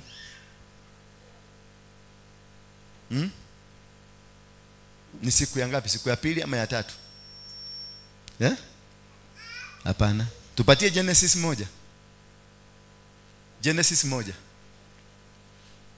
This is where now the programming, the sun, the moon and the star, ndizo zinafanya kitu inatangwa the program. Kama kuna if you are programmed to die prematurely, if you are programmed kutofaulu kwenye biashara, kutofaulu kwenye ministry, kutofaulu katika maisha yako, it is in the star, in the moon and in the sun. I am the God of Bethel. Kwani walienda wapi hawa? Genesis 1. Mliwacha ule jamaa mnono?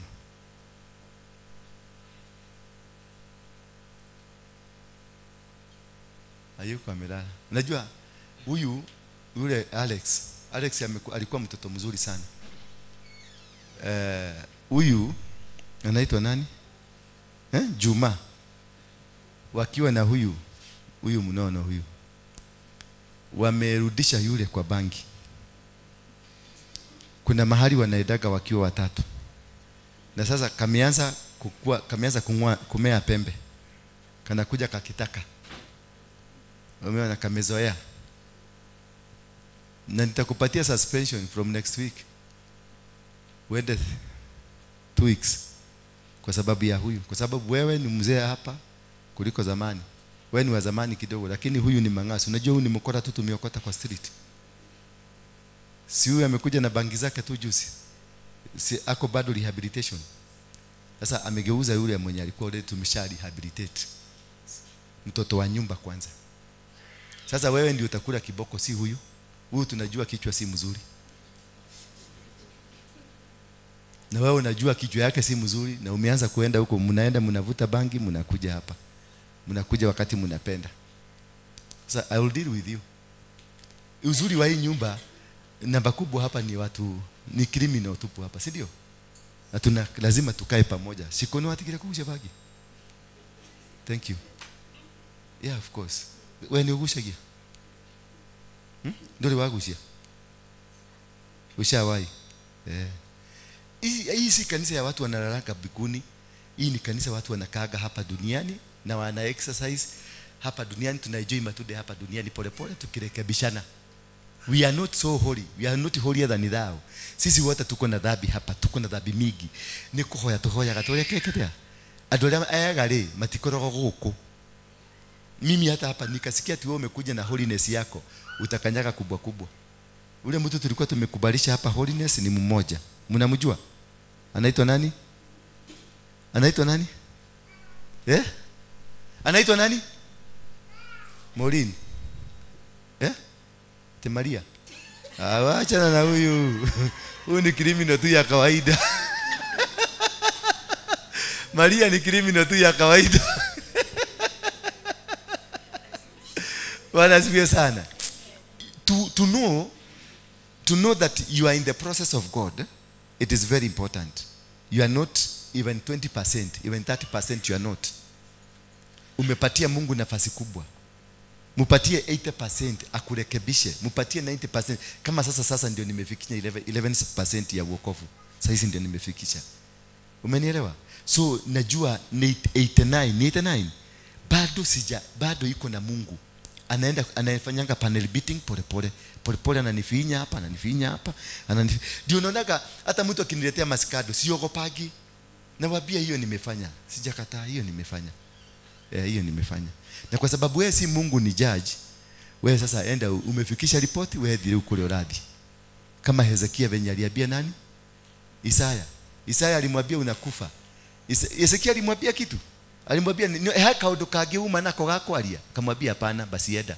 Isaya aligeuka kwa muumba wake. Akamwambia kubuka ka kitu kamoja. Mimi najua I am not good. Najua mimi si clean. Najua mimi si, lakini what I want you to do, enda kwa failu yako uangalie kitu kamoja tu. Usiangalie bili maana hakuna. Angalia nini? Kamoja tu. Na akaangalia, akaongezewa masiku. Leo wewe toraha unaohona kiwa igana kwa igana. Na nduri onaki we zero. Hakuna mtu. So in the beginning God created heavens and the earth. Verse 2. The earth was without form and void, and darkness was over the face of the deep, and the Spirit of God was hovering over the face of the waters. 3. And God said, let there be light, and there was. And let's there? Yes. Now let there be light, and there was light. 24. Underline that. And God saw that the light was good, and God separated the light from. So that is the beginning of the seasons. So when the sun is programmed into a season of a person. Then number 5, 20. God called the light day, and the darkness he called them night. And there was evening and there was morning. The first day. Alifanya the first day. Separation of the night and the day was done in the first day. Bwana Yesu asifiwe sana. So when you are dealing with the sun, you are dealing with the first thing that God did. So this is the time that God started programming.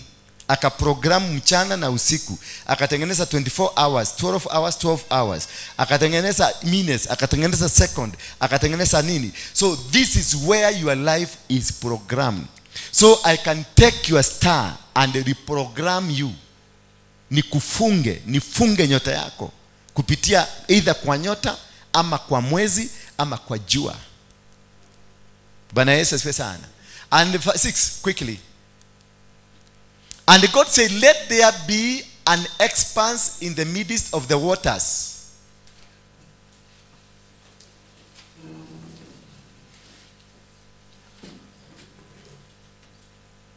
Nike. Pole. Tuniko shoga. Oh yeah, dali na thina. Kia shoge. Shoni gwa mushara wa shoga. Karo kwa makire. Niko shoga muteithia hu karo. Muteithia tu. Munyitithanirie teigere. Mumuhere gitekemu. Nike kira mutheki. Muni kuithagia ni kiriu. Lydia, thi hara office ni yakwa. Wathi hau office ni yakwa. Uhuruke hau. Niki?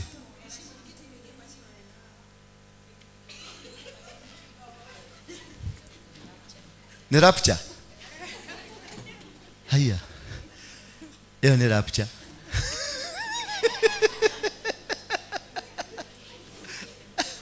Hiyo ni rapture.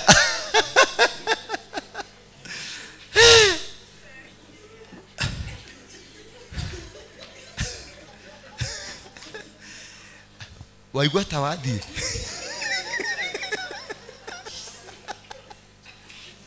Ate goboka nyume thino jikare riera-ini magegania meko thi matari meko igoboka jikare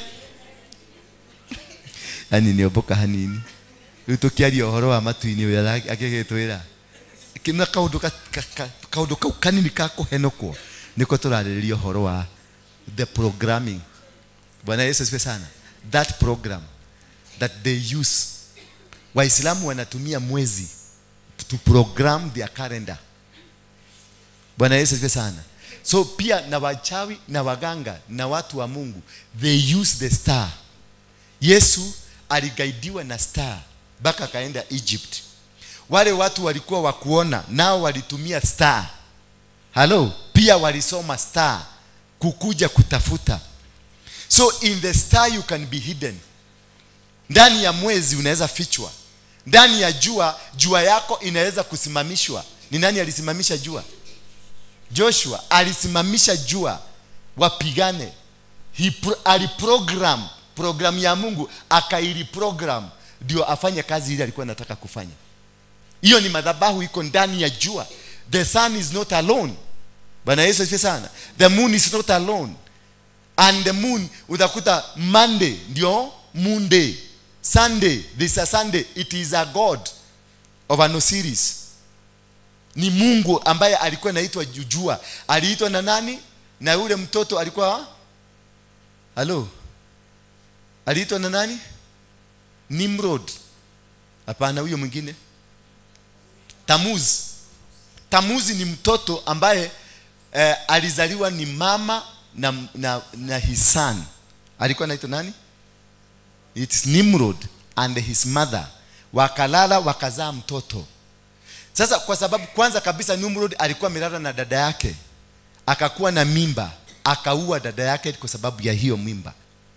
Kisha akalala na mama yake akakuwa na mimba, akashindwa kuua mama, lakini wakaulizana mtoto atasemekana ni wa nani.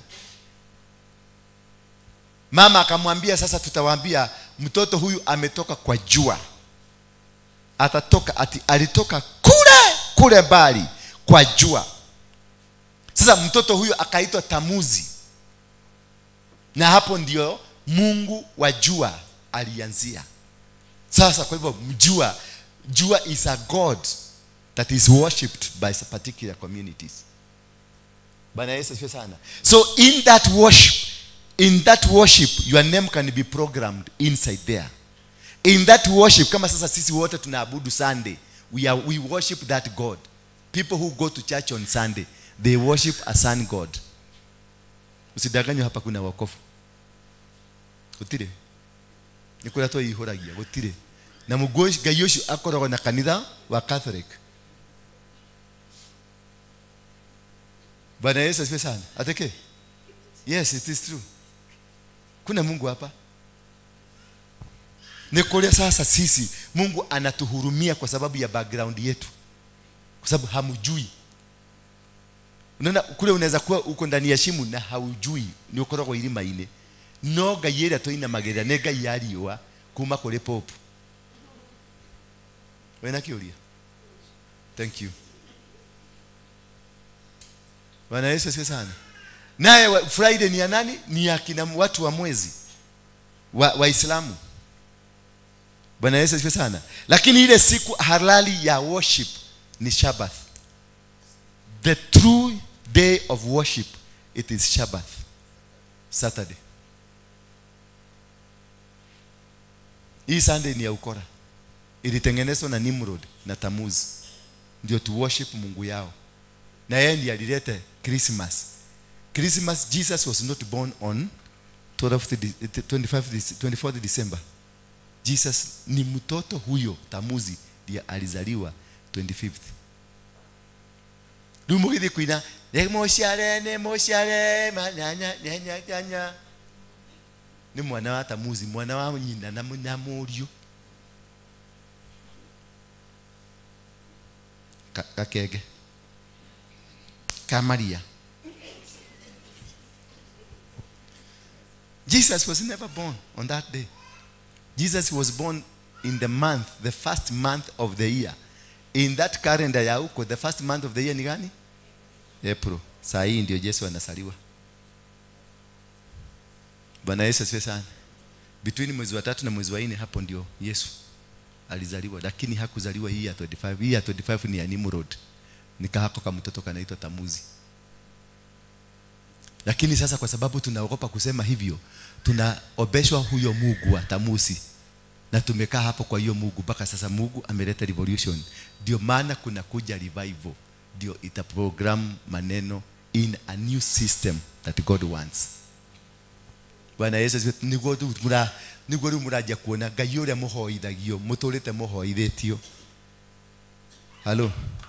Maana Yesu hakuwa black, hakuwa white, alikuwa nini? Hata kama tuseme alikuwa white. Huyu mtu ameact kwa nani? Kwa sinema ya Yesu. Anakuaga UK. Na ninaenda kumtafuta, nitamuona, tupigwe picha naye, niwaambie huyo niwe muhoyaga. Sasa ukienda kwa huyu mama, huyu kwake kwa nyumba, ile misalaba yote na hiyo mjamaa amewekwa huko. Badala yake picha ya bwana yake ameweka picha ya nani? Ya huyo jamaa kwa UK. Agamutu huyu mwamutuire Ngai. Kana tigo ndoli na bisha ya Maria Yesu hau. Aigerirwo mahiga meigwa ikarete.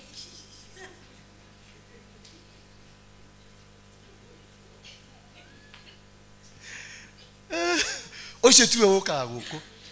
Ucio andikenda kumuigwa guko. Ingikamenya niwe wonaga guko mugathi hamwe.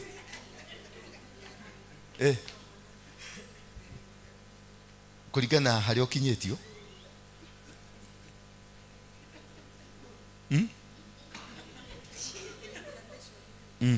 Niki wonaga ha shadow. Ukamenya ucio ni murio kana ni the mother herself. Nyina okaga hata jira. Ha.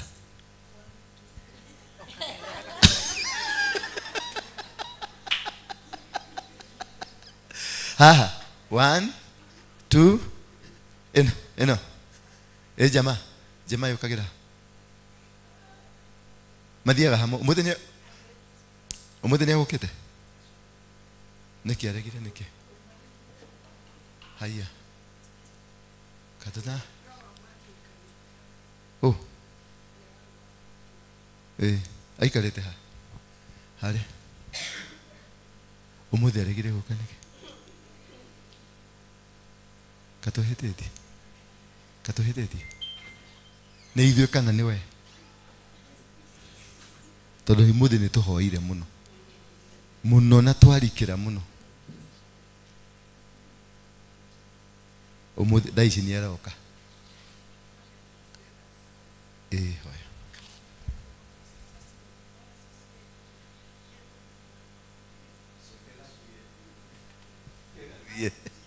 Kegathiĩ. Tutiraga thaitha.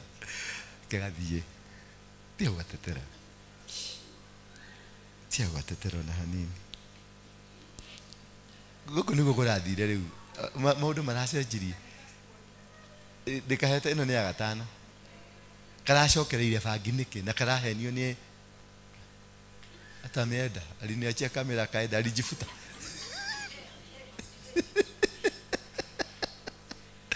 Wathani agoco.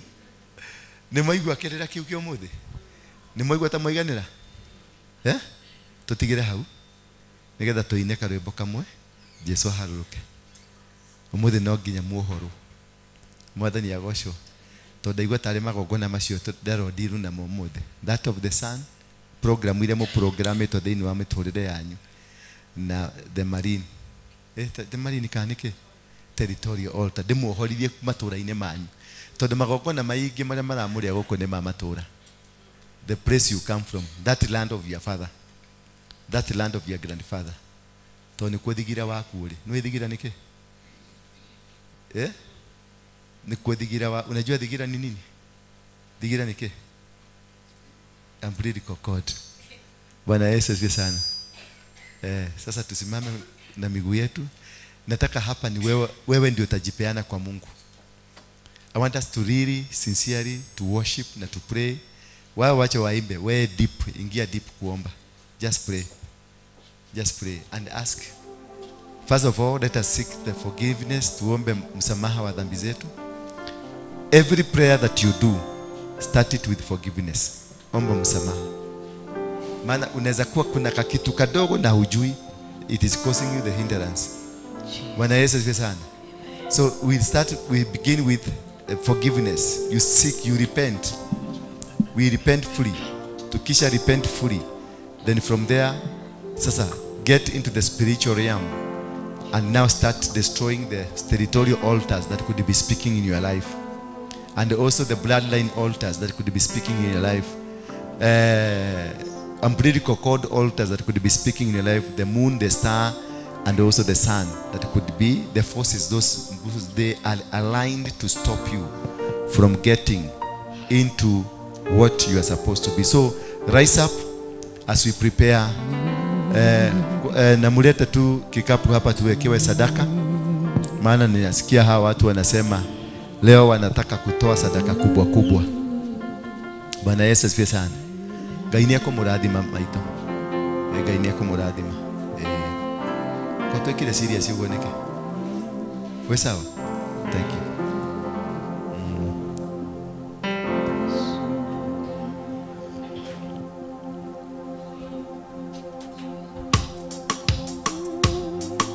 Leteni sadaka zenu hapo mbele.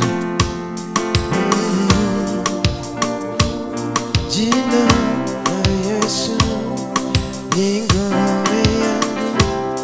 Jina la Yesu ni ngome yangu. Nitamkapo jina hilo, ngome nyingine sina.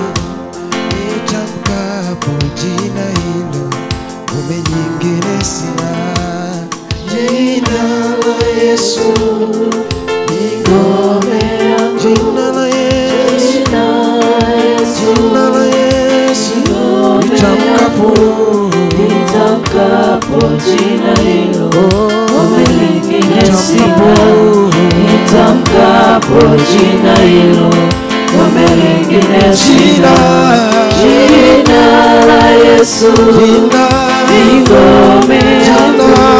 Jina la Yesu ni ngome yangu. Nitamkapo jina hilo, ngome nyingine sina.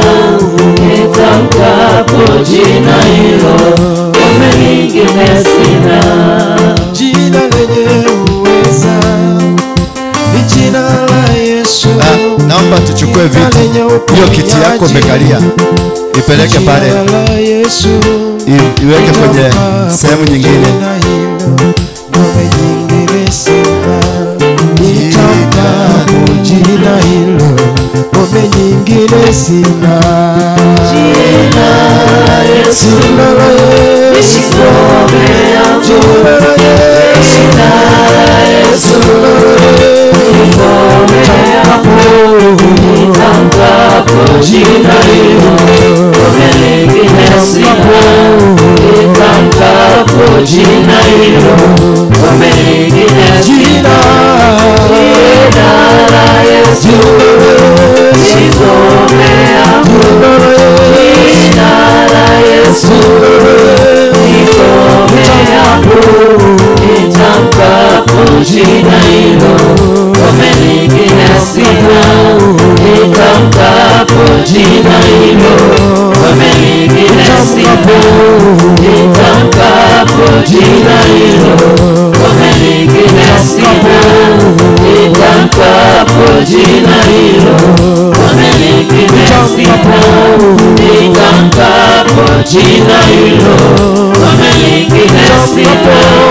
Nitamkapo jina hilo, ngome nyingine sina. Nitamkapo jina hilo, ngome nyingine sina. sifu Bwana daima. sifu Bwana, Sifu Bwana daima. Sifu Bwana moyo wangu. Sifu Bwana moyo wangu daima. sifu Bwana, Sifu Bwana daima. sifu Bwana, Sifu Bwana daima. Sifu Bwana moyo wangu. Sifu Bwana moyo wangu daima. abudu Bwana, Abudu Bwana daima. abudu Bwana, Abudu Bwana daima. Abudu Bwana moyo wangu. Abudu Bwana moyo wangu daima. heshimu Bwana, Heshimu Bwana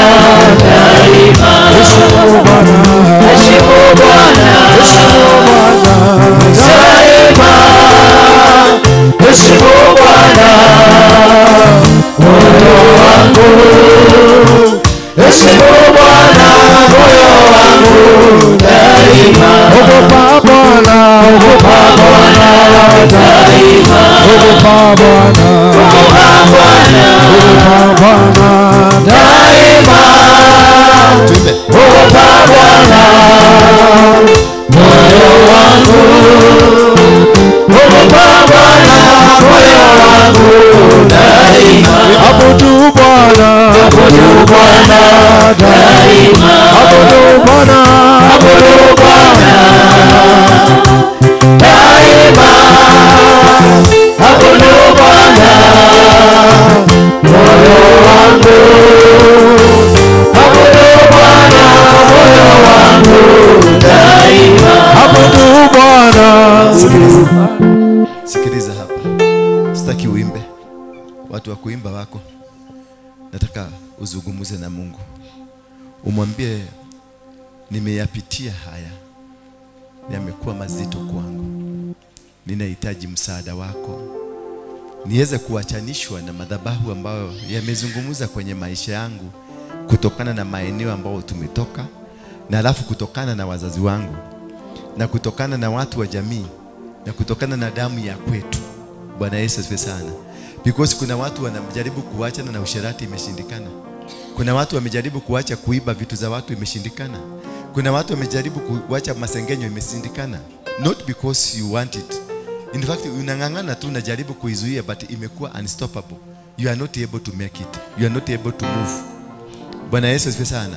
So it is very important now. Communicate now with God. First of all, let us seek forgiveness. Inua mikono yako miwili. Sema Bwana Yesu, mwana wa Mungu, ni rehemu. Nimekuja mbele zako Mungu kuomba msamaha wa dhambi zote ambazo nimezitenda kwa makusudio na zile nimetenda bila makusudio. Dhambi za wazazi wangu, dhambi za my great parents, na dhambi za maeneo nimetoka, dhambi ambazo zimetendwa na watu waliotutangulia, na dhambi ambazo zimetendwa na eneo la kwetu. Ninaomba msamaha kwa niaba ya watoto wangu, kwa niaba ya familia yetu, kwa niaba ya kanisa hii, na kwa niaba ya waliojenga nyumba hii, na kwa niaba ya ambao wako wana manage nyumba hii. Ninakuomba msamaha. Sema amen. So sasa umefunguliwa. Sasa nena na Mungu, mwambie Mungu, I need your help, I need your hand. Ile kitu unajua imekusumbua sana, ile imekusumbua, iwe ni finances, iwe ni family, iwe whatever it is, just speak to God. As the worshipers who are worshiping, just commit yourself fully. Piga makelele yote yako kwa Mungu. Tuendelee. Wanijua vema Bwana, wanijua vema Bwana, unanijua vema Bwana, niko mbele zako Baba, wanijua vema Bwana. Mulilie Mungu kabisa, mulilie. Speak to him. Mwambie this is the time I need your help. Huu ndio wakati na kuhitaji. Mwambie huu ndio wakati na kuhitaji Baba. Hakuna Mungu mwingine ambaye nimetarajia.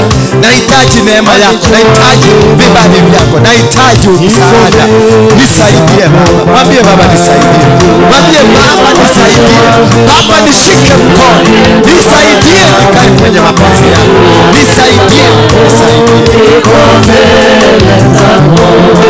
Unanijua vema Bwana, unanijua vema Bwana, unanijua vema Bwana, niko mbele zako Baba, wanijua vema Bwana, wanijua vema Bwana, wanijua vema Bwana, niko mbele zako. Unayajua maisha yangu, unayajua nyumba yangu, unayajua vema, Mungu mwenye ushindi, Mungu mwenye tunakuita leo. Shuka leo, watendee watoto wao, waonekanie, wabariki, wafungue minyororo ya shetani ambao wameshikwa na mapepo na nguvu za giza, nguvu ambazo zinatokana na familia zao, nguvu ambazo zinatokana na jamii zao. Ninakuomba ukanisaidie. Ninakuomba Baba leo ukaniweza kutenganisha na maroho ya vizuizi, na maroho ya backlashes, vitu ambavyo vimekuwa vigumu kwangu. Baba ninakuomba tu ukaweze kuviondoa, ukanibariki. ukanisaidia, maana wewe ni Mungu na uwezo. Unayajua makosa yangu, unazijua dhambi zangu, unaujua udhaifu wangu, niko mbele zako Jehova. Wajua vyema Bwana, wajua vyema Bwana, niko mbele zako.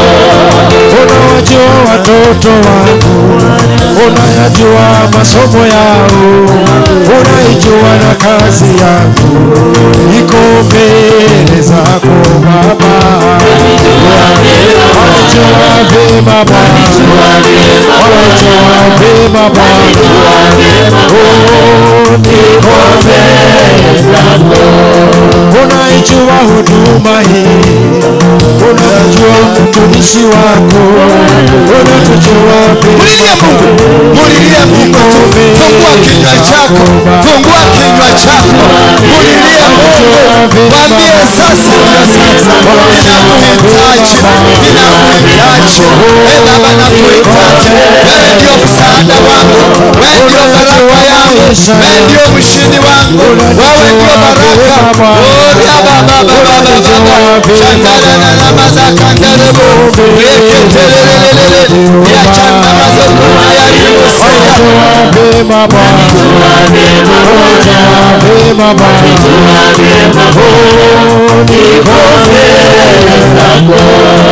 unayajua maisha yangu, unaujua uzito wangu, unaujua na moyo wangu, niko mbele zako Baba. Wajua vyema Bwana, vyema Bwana, niko mbele zako. Unanijua vyema Bwana, unanijua vyema Bwana, unanijua vyema Bwana, niko mbele zako Baba. Unanijua vyema Bwana, unanijua vyema Bwana, niko mbele zako. Uwepo wako Bwana uwe nami, uwepo wako Bwana uwe nami, uwepo wako Bwana uwe nami, uwepo wako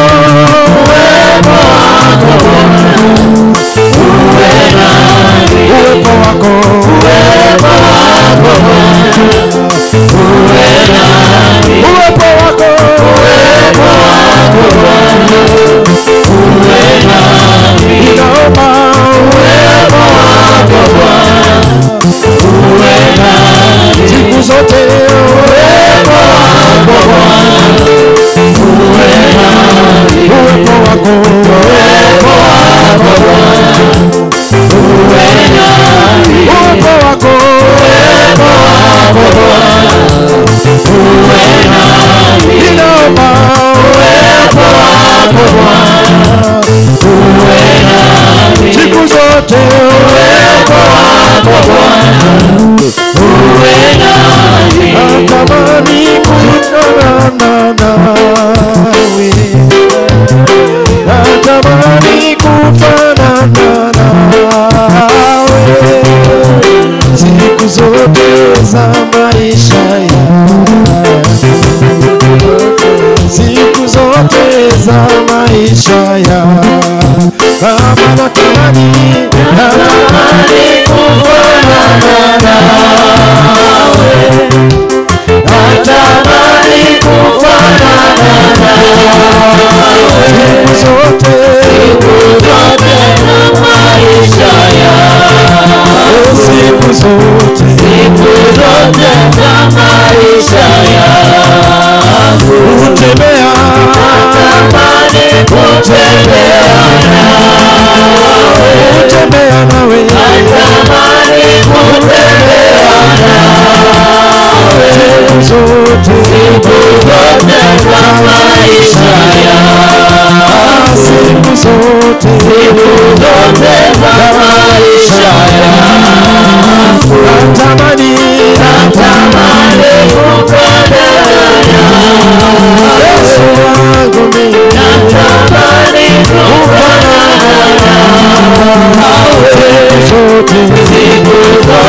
za maisha yangu, siku zote za maisha yangu, siku zote za maisha yangu, siku zote za maisha yangu, siku zote za maisha yangu, siku zote za maisha yangu.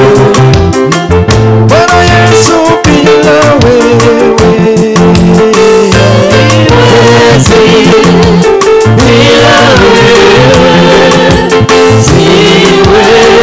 Bwana Yesu bila wewe Siwezi bila wewe, siwezi. maisha yangu Siwezi bila wewe, siwezi. Bwana Yesu bila wewe Siwezi bila wewe, siwezi. Bwana wa Mungu bila wewe Siwezi bila wewe, siwezi. huduma yako Baba Siwezi bila wewe, siwezi. maisha yangu mimi Baba Siwezi bila wewe, siwezi. Bwana Yesu bila wewe Siwezi bila wewe, siwezi. Bwana Yesu bila wewe Siwezi Baba bila Baba siwezi. huduma yangu mimi Siwezi Yesu wangu bila wewe, Yesu wangu siwezi. na maisha yangu mimi Siwezi bila wewe, Baba siwezi. na watoto wangu hawawezi Baba Siwezi bila wewe, siwezi. na nyumba yangu mimi Baba Siwezi bila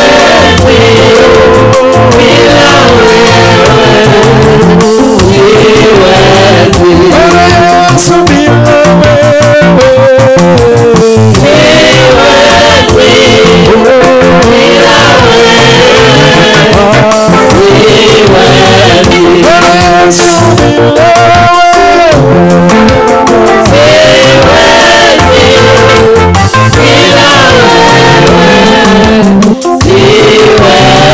Bwana Yesu bila Bwana Yesu bila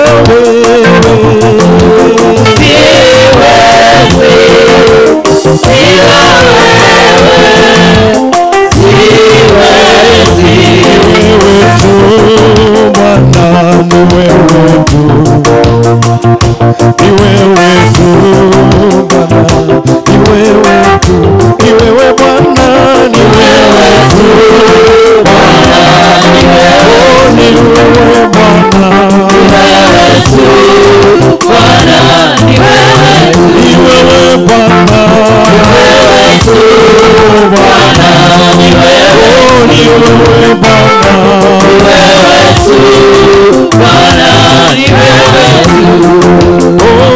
ni wewe tu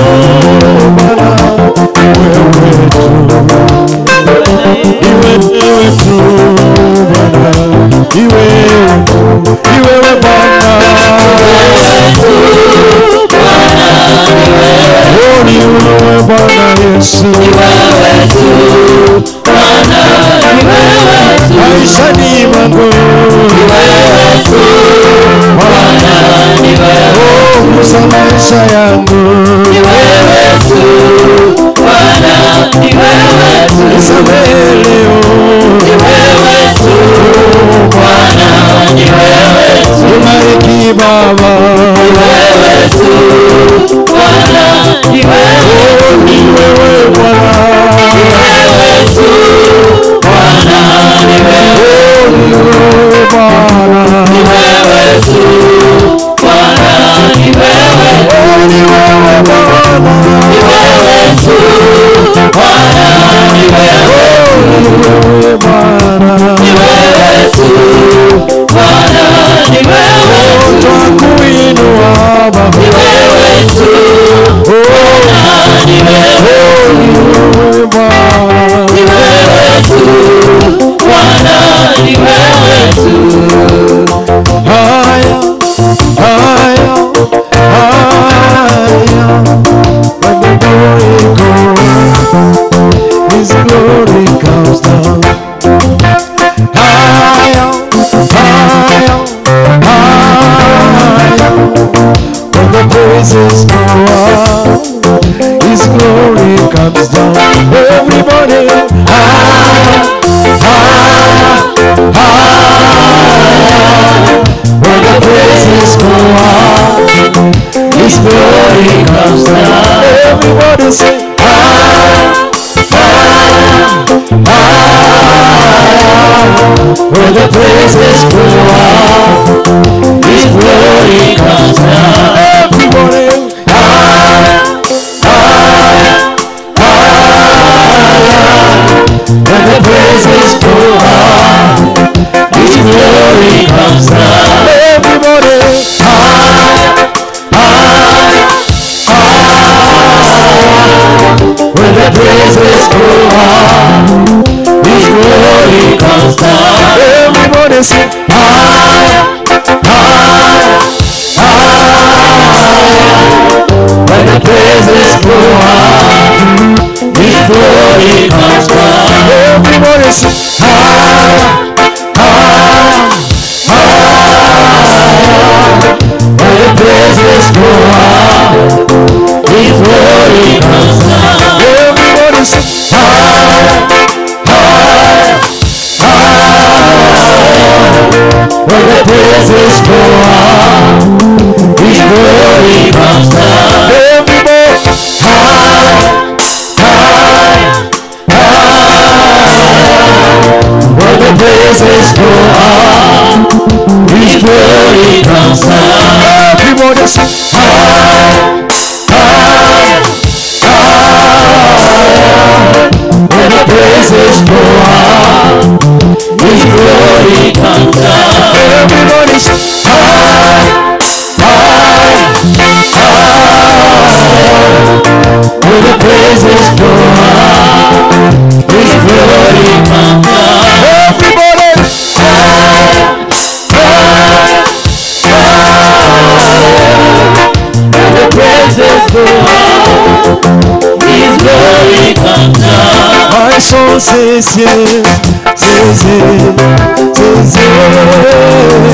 My soul says yes to your will. My soul says yes, says yes, says yes. My soul says yes to your will. My soul says yes, says yes, says yes.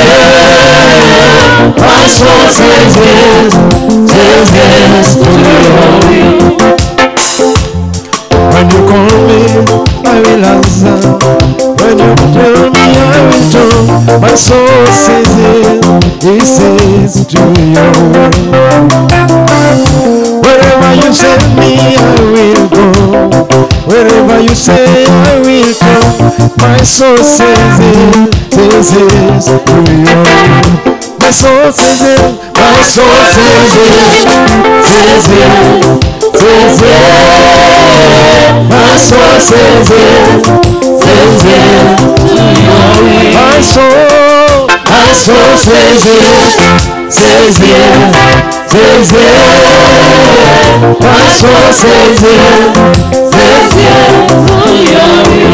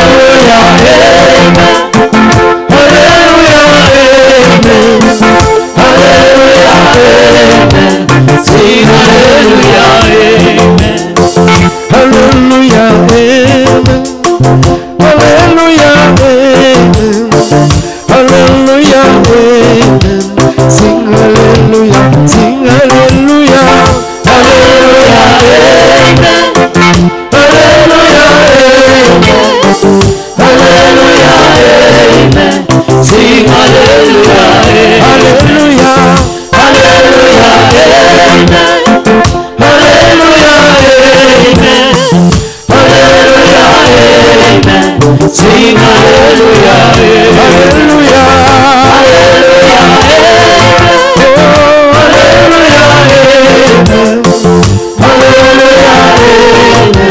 sing hallelujah,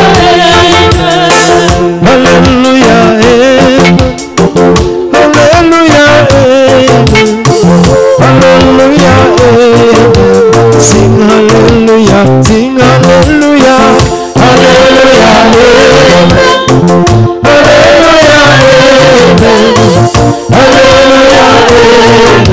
sing hallelujah, tumaini yo Bwana, watumaini o Bwana, heri watumaini o Bwana, watapata baraka. heri wamtumaini yo Bwana, Watumaini o Bwana, heri watumaini o Bwana, watapata baraka. kanisa limtumaini yo Bwana, Mtumaini o Bwana, kanisa mtumaini o Bwana, litapata baraka. kanisa limtumaini yo Bwana, Mtumaini o Bwana, kanisa mtumaini o Bwana, litapata baraka.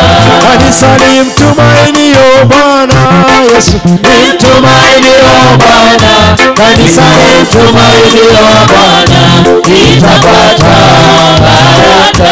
heri wamtumaini yo Bwana, Mtumaini o Bwana, heri wamtumaini o Bwana, watapata baraka.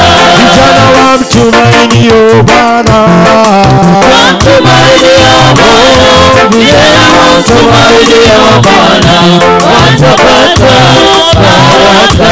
heri wamtumaini yo Bwana, Mtumaini o Bwana, heri wamtumaini o Bwana, watapata baraka. mtumaini yo Bwana, Mtumaini o Bwana, heri wamtumaini o Bwana, watapata baraka. watapata baraka, Watapata baraka. watapata baraka, Watapata baraka. watapata baraka, Watapata baraka. watapata baraka, Watapata baraka. watapata baraka, Watapata baraka. watapata baraka, Watapata baraka. watapata uponyaji, Watapata uponyaji. watapata uponyaji, Watapata uponyaji. watapata baraka, Watapata baraka. watapata baraka, Watapata baraka. watapata baraka, Watapata baraka. watapata baraka, Watapata baraka. nitainua macho yangu nitazame milimani, msaada wangu watoka wapi? Msaada wangu katika nitainua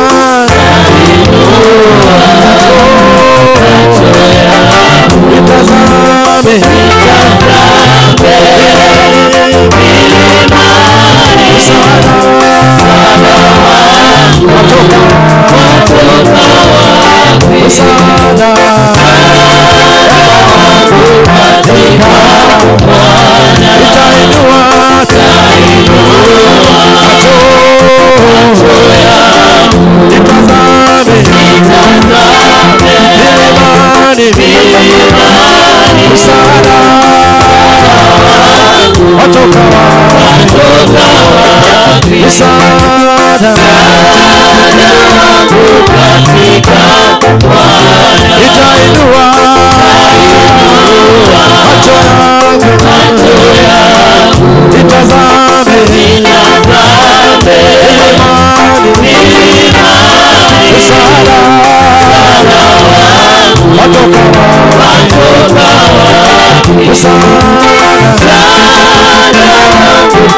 katika Bwana. Nitainua macho yangu, nitazame msaada watoka wapi? Katika Bwana. Nitainua macho yangu, nitazame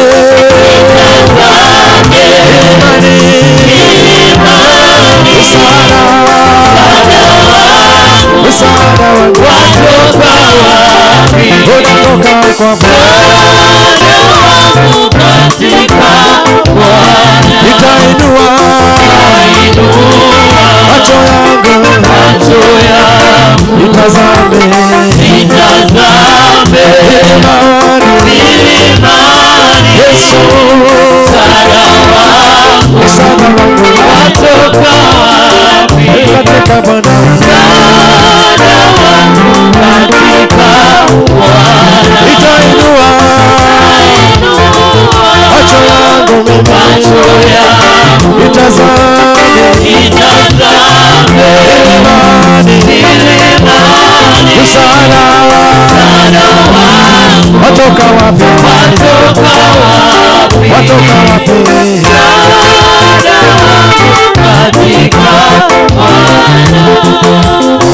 Anaweza na imani, asema anaweza, asema anaweza,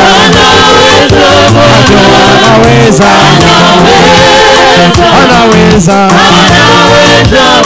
anaweza, oh, anaweza, nasema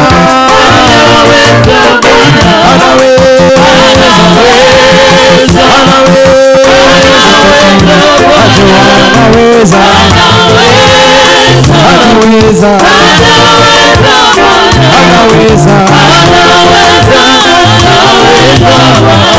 oh, daktari baba, daktari baba, oh, daktari baba, daktari baba, oh, daktari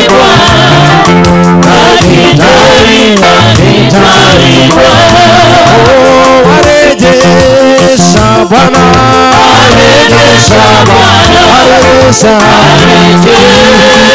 warejesha, warejesha Bwana, warejesha, warejesha, warejesha Bwana, oh Baba, warejesha, warejesha Bwana, oh anaponya Masia, anaponya Bwana, Baba, anaponya, anaponya, anaponya Bwana, anaponya, anaponya, unasema anaponya Bwana, anaponya, anaponya Bwana, oh anaponya magonjwa, anaponya Bwana, anaponya,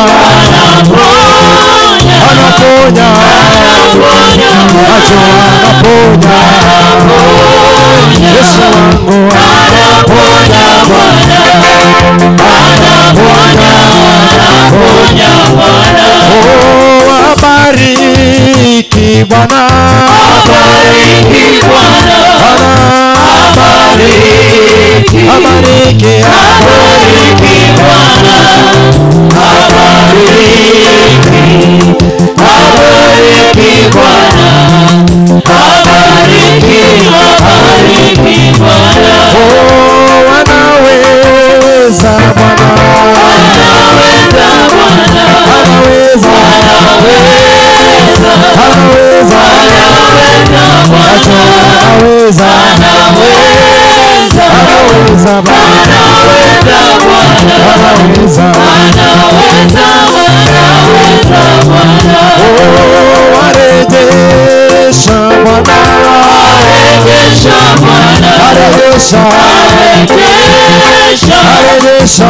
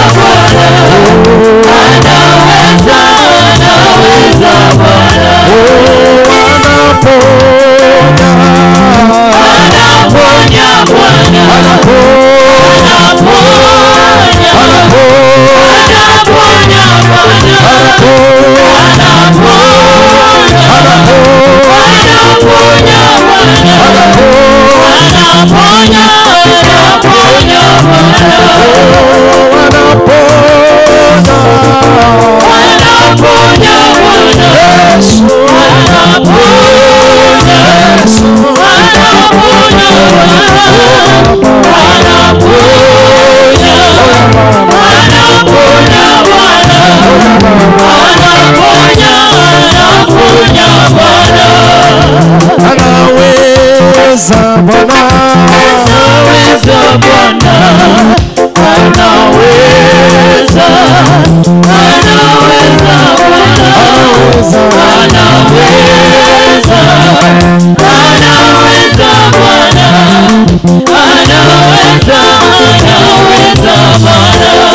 wewe ni Mungu.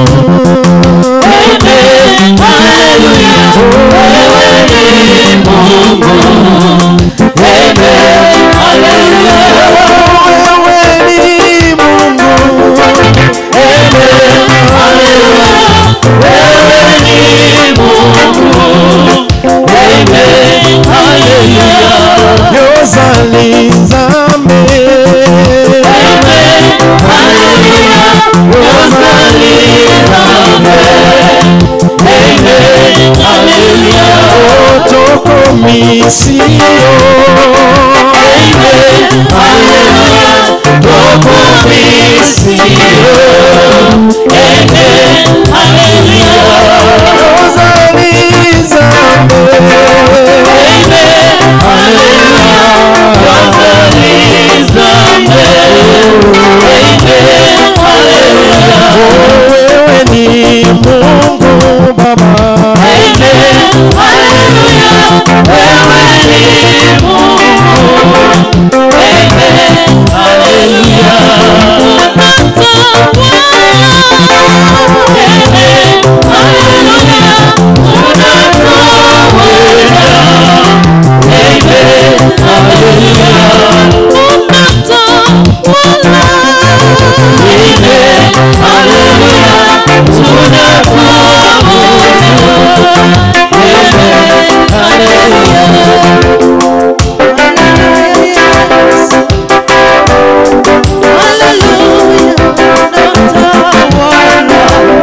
Amen, hallelujah. Wewe ni Mungu. Amen, hallelujah. Amen, hallelujah. Unatawala. Amen, hallelujah. Amen, hallelujah. Tunatawala. Amen, hallelujah.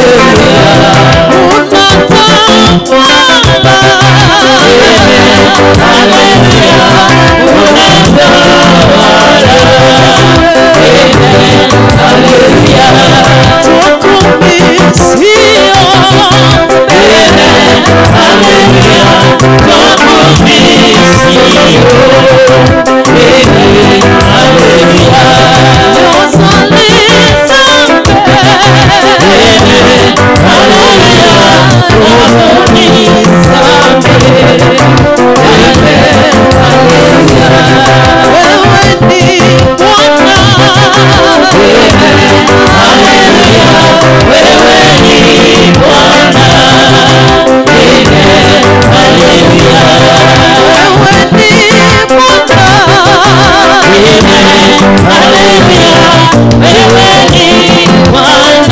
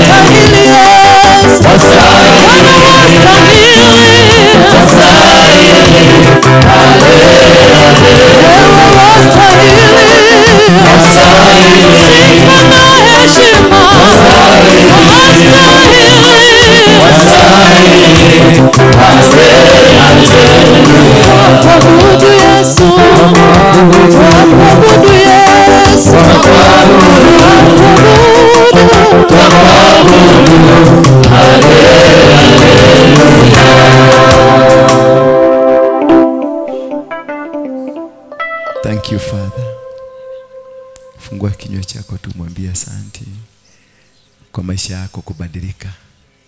Maana amekutenganisha usiku na mchana imetenganika. Season yako imeingia. Season ya vitu vibali vyote ambavyo ulivitaka. This is your season. Sema this is my season. I am in my season. Chochote Mungu alinipangia. Wakati aliniumba. Nimekupokea sasa. Mwezi huu wa kwanza wa mwaka. I receive. I receive. I receive. I receive. I receive. My mantle. My mantle. From today. I reprogram myself. I reprogram myself. Into what was the plan of God over my life. Today, I will follow under the pattern. Of what God intended me to become. I am going to become. I am going to become. In Jesus' mighty name. Anything. May it be star. May it be the moon. Or the sun. Or anything. That was stolen from me. And taken away. Then they did reprogramming. Then they did reprogramming. That removed me from the plan of God. I cancel it. I reprogram. I program the sun. I program the moon. I program the star. I program the soil. I program the plants. I program every animal and every bird and every tree to fit into the designed plan that God wanted me to become. From today, I am the vessel that God created for his purposes. Demonic powers, demonic altars, demonic forces are powerless. I distance myself from family altars, from blood altars, from generational altars, from family altars, territorial altars, marine altars, forest altars, cemetery altars, and the moon sun altars. I disconnect from any evil altar associated with the above. Now I am associated with the purpose of God and the Son of God, Jesus Christ of Nazareth, who was born in Nazareth because of my salvation. In Jesus' name, amen. You are free now. Umebarikiwa. The star is back. Whatever was stolen from you is back. If it is marriage, is back. If it is business, is back. If it is career, is back. Whatever you lost, imerudishwa. Mwambie Mungu ni asante. Mwambie asante Baba. Fungua kinywa chako tu mwambie asante. Maana kazi yako imerudi. Kazi yako imerudi. Kazi yako imerudi. In the mighty name of Jesus Christ. Nimekudisconnect from the altars of your mother. Nimekudisconnect from the altars of your mother. The business of your mother. Now I connect you to your own business, your own customers, your own suppliers. From today, whatever they stole from you, whatever your mother took away from you, I bring it back in Jesus' name. Kuna wengine nyota zao ziliibiwa na wazazi, ninakuregeshea. Kuna zingine nyota zao zilibebwa na kule unafanya kazi, ninakuregeshea. Kuna wengine nyota zao zilibebwa na wanaume ambao mlilala na wao. Kutoka leo, sema kutoka leo, anything that was stolen from me, na wale mwanaume yote ambaye niliwahi kulala na yeye, ama aliwahi kuwa my girlfriend, ama my boyfriend, any covenant that I made with a man or a woman, from today, it has come to an end. I am connecting. I connect myself with my rightful person that is supposed to come to my life. In Jesus' name. Somebody say amen. Anyone that might have said hakuna mahali unaenda, kutoka leo kuna mahali utaenda. Amen.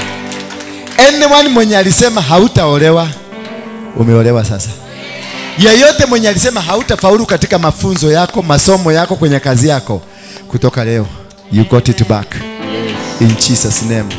Your ministry is back. Your favor is back. The favor of God is unto you now. Anything you will touch from today, it shall prosper. The heart of enmity, the heart of hatred, the heart of disunity that has always been around you, when you are trying to do something, something just comes and happens.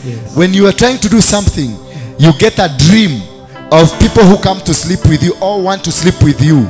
I cancel that motivation. I cancel that element, that you will never be visited by a spiritual husbands nor a spiritual wife. Hawata kukuta tena. Wewe ni kiumbe na mtu wa Mungu, na ni katika jina la Yesu Kristo you are free. Pokeeni huduma zenu sasa. Inua mikono yako upokee huduma yako. Ndio hiyo imeshuka, ndio hiyo imeshuka, huduma yako ndio hiyo imeshuka. Biashara yako ndio hiyo imeshuka. Ndoa yako ndio hiyo imeshuka, mali zako ndio imeshuka. Biashara yako ambao wamekuwa wakikuibia sasa imekuja. The business, mtoto wako alikuwa ameibiwa, amechukuliwa kwa ibilisi, ameregeshwa. Familia, wazazi walikuwa wamekulaani, sasa laana hiyo imeanguka. Watu walikuwa wamekuzungumzia mabaya, wakasema hautafaulu. Watu walisema hakuna mahali unaenda. Sasa umeanza safari ya kushinda katika baraka zako. Sasa ndio hiyo kibali, ndio hiyo kimeshuka. 1 2 3, pokea. In Jesus' mighty name, may God bless you. And now may the grace Lord Jesus Christ, and the love of God, the fellowship of the Holy Spirit be with us now and forevermore. Amen. Let me remind you this. Please be reminded. We have begun a journey from this Sunday. It's a new journey of reprogramming your life. It shall culminate on Friday night. On Friday night ndio nitakumwagia mafuta ya kukuunganisha na your destiny. Yani walikuwa wamefuta majina yako kwenye rada. Walikuwa wamefuta majina yako kwenye vitabu ambavyo vimeashiria utakuwa nini. Kutoka leo sasa tumeanza hiyo safari. By Friday I want you to bring even your children. Bring your husbands and your wives. Bring your relatives. Bring people around you. Because this will affect the entire nation. What we will do here on Friday, it will affect the entire nation. It will change the destiny of Kenya forever. Bwana Yesu asifiwe sana. Itabadilisha destiny. Na kwa hivyo ninaomba wale ambao wanajua ni waombezi. This is if kama kuna siku ushainiombea, na kama kuna wakati ushaiombea hii ministry, na kama kuna wakati ushaiombea a service like the Friday one, this is the time you want to add 100%. You do your 100% ya kuomba, because it is between a destiny and you. It is about your destiny. And the connecting this destiny, it is a battle. Bwana Yesu asifiwe sana. It is a battle. They will come and try to fight. This is the week that we must do our best. This is the week, if you don't fast, this is the week to fast. This is the week that if you like sleeping, you stop sleeping. This is the week I'm expecting from tomorrow, Monday to Friday, kutalala watu hapa. Bwana Yesu asifiwe sana. Kutawala watu kwa mlima. This is the week ambayo utatoa yako yote from your heart and bind every spirit, bind every authority, bind every principality, bind every dominion, bind every power that emanates from the devil. This is the week. Bwana Yesu asifiwe sana. As I'm preparing to go to UK, this is the week that we are going to command what will happen in UK. Bwana Yesu asifiwe sana. Hao ndio walichukua our dignity, our territory, our power, our authority. They made us slave. They lied to us. They have given us the independence. We have never gotten one. This is the time we are getting it. We are bringing it back. The authority of Kenya. Na ndio sasa Kenya itaanza kutawala dunia. So najua nawaambia ndio muelewe ile maombi mnaenda kuomba. Na muelewe what we are doing. Tunaenda kuchukua kifunguo cha Kenya ambacho kimefungiwa kule Uingereza. Tunaenda kuchukua damu ya Wakenya ili walipeleka kule. Tunaenda kuchukua souls za kina Kimathi, za kina Samoi, za kina mtu wale walichukua. That is what we are going for. Bwana Yesu asifiwe sana. That is what we are going to bring. The wealth, kahawa yetu is being raped there. Our tea is being raped there. Our coffee is raped there. Our riches, pesa zetu zote is being raped there. They are eating on our sweat. I am going to kata. Tunaenda kukata hiyo mfereji. Tunaenda kukata hiyo mfereji. That is what we are going to do there. Kukata hiyo mfereji. Na Freemason imetoka wapi? Imetoka UK. We are going to disconnect it. Hakuna mtoto Mkenya atauzwa kwa Freemason.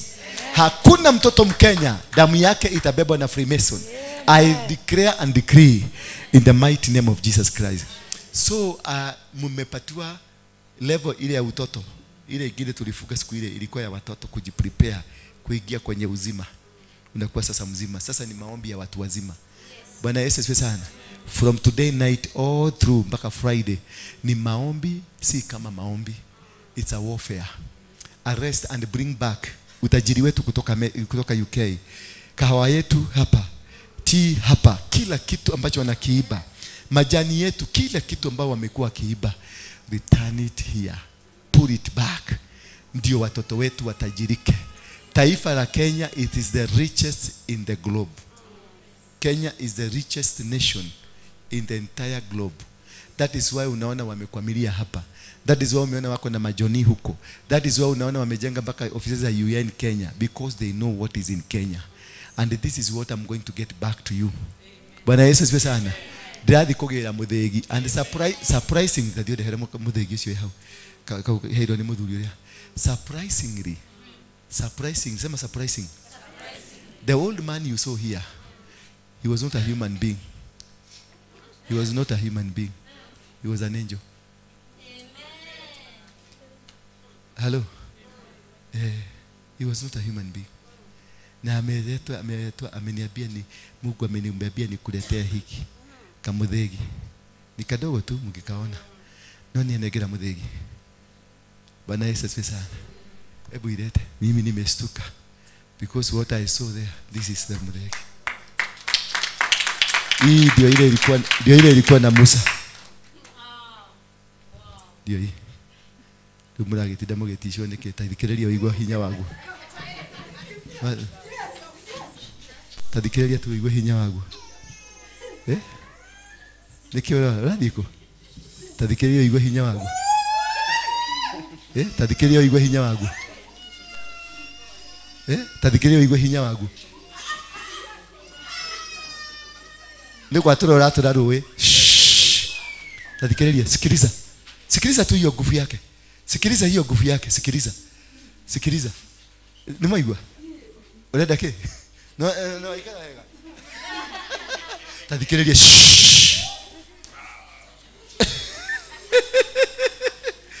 Oshio. Tathikiriria tu, just sikiliza tu, sikiliza tu. Tathikiriria igwe. Tathikiriria igwe. Tathikiriria igwe. Ocho.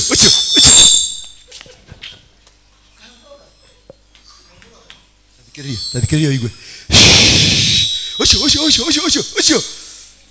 Yani ninaona. Ninaona wewe na hinya. Huyo ni wa ahorera kuya. Tathikiriria.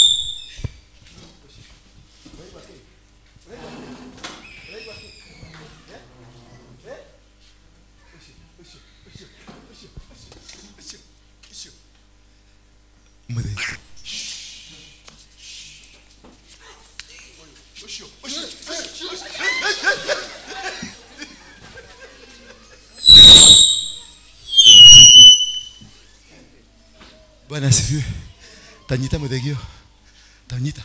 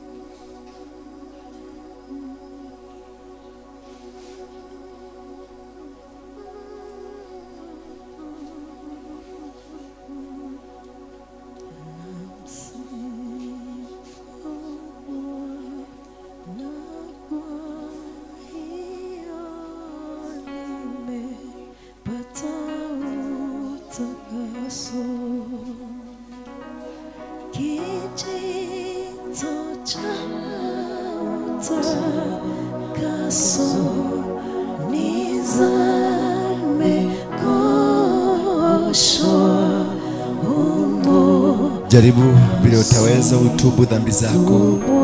Mwambie Mungu, naomba msamaha. An accusation has come, we need to repent, we need to repent. Mwambie tu Mungu, naomba msamaha. Nimekuwa baadhi ambao wamekuwa hawasikii. Naomba unipe masikio ya kusikia. Naomba unisaidie. Naomba uniwezeshe. Naomba unifaulishe. In Jesus' name.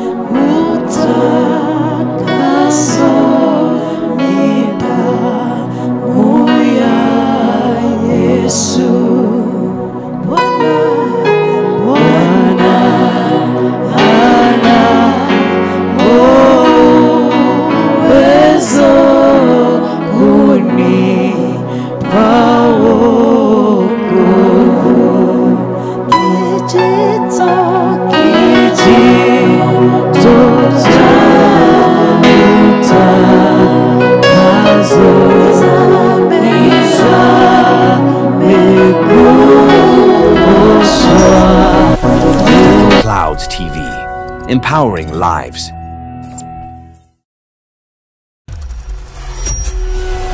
Bethel Clouds TV, empowering lives.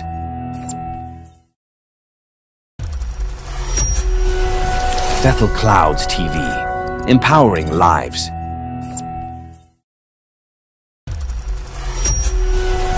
Bethel Clouds TV, empowering lives.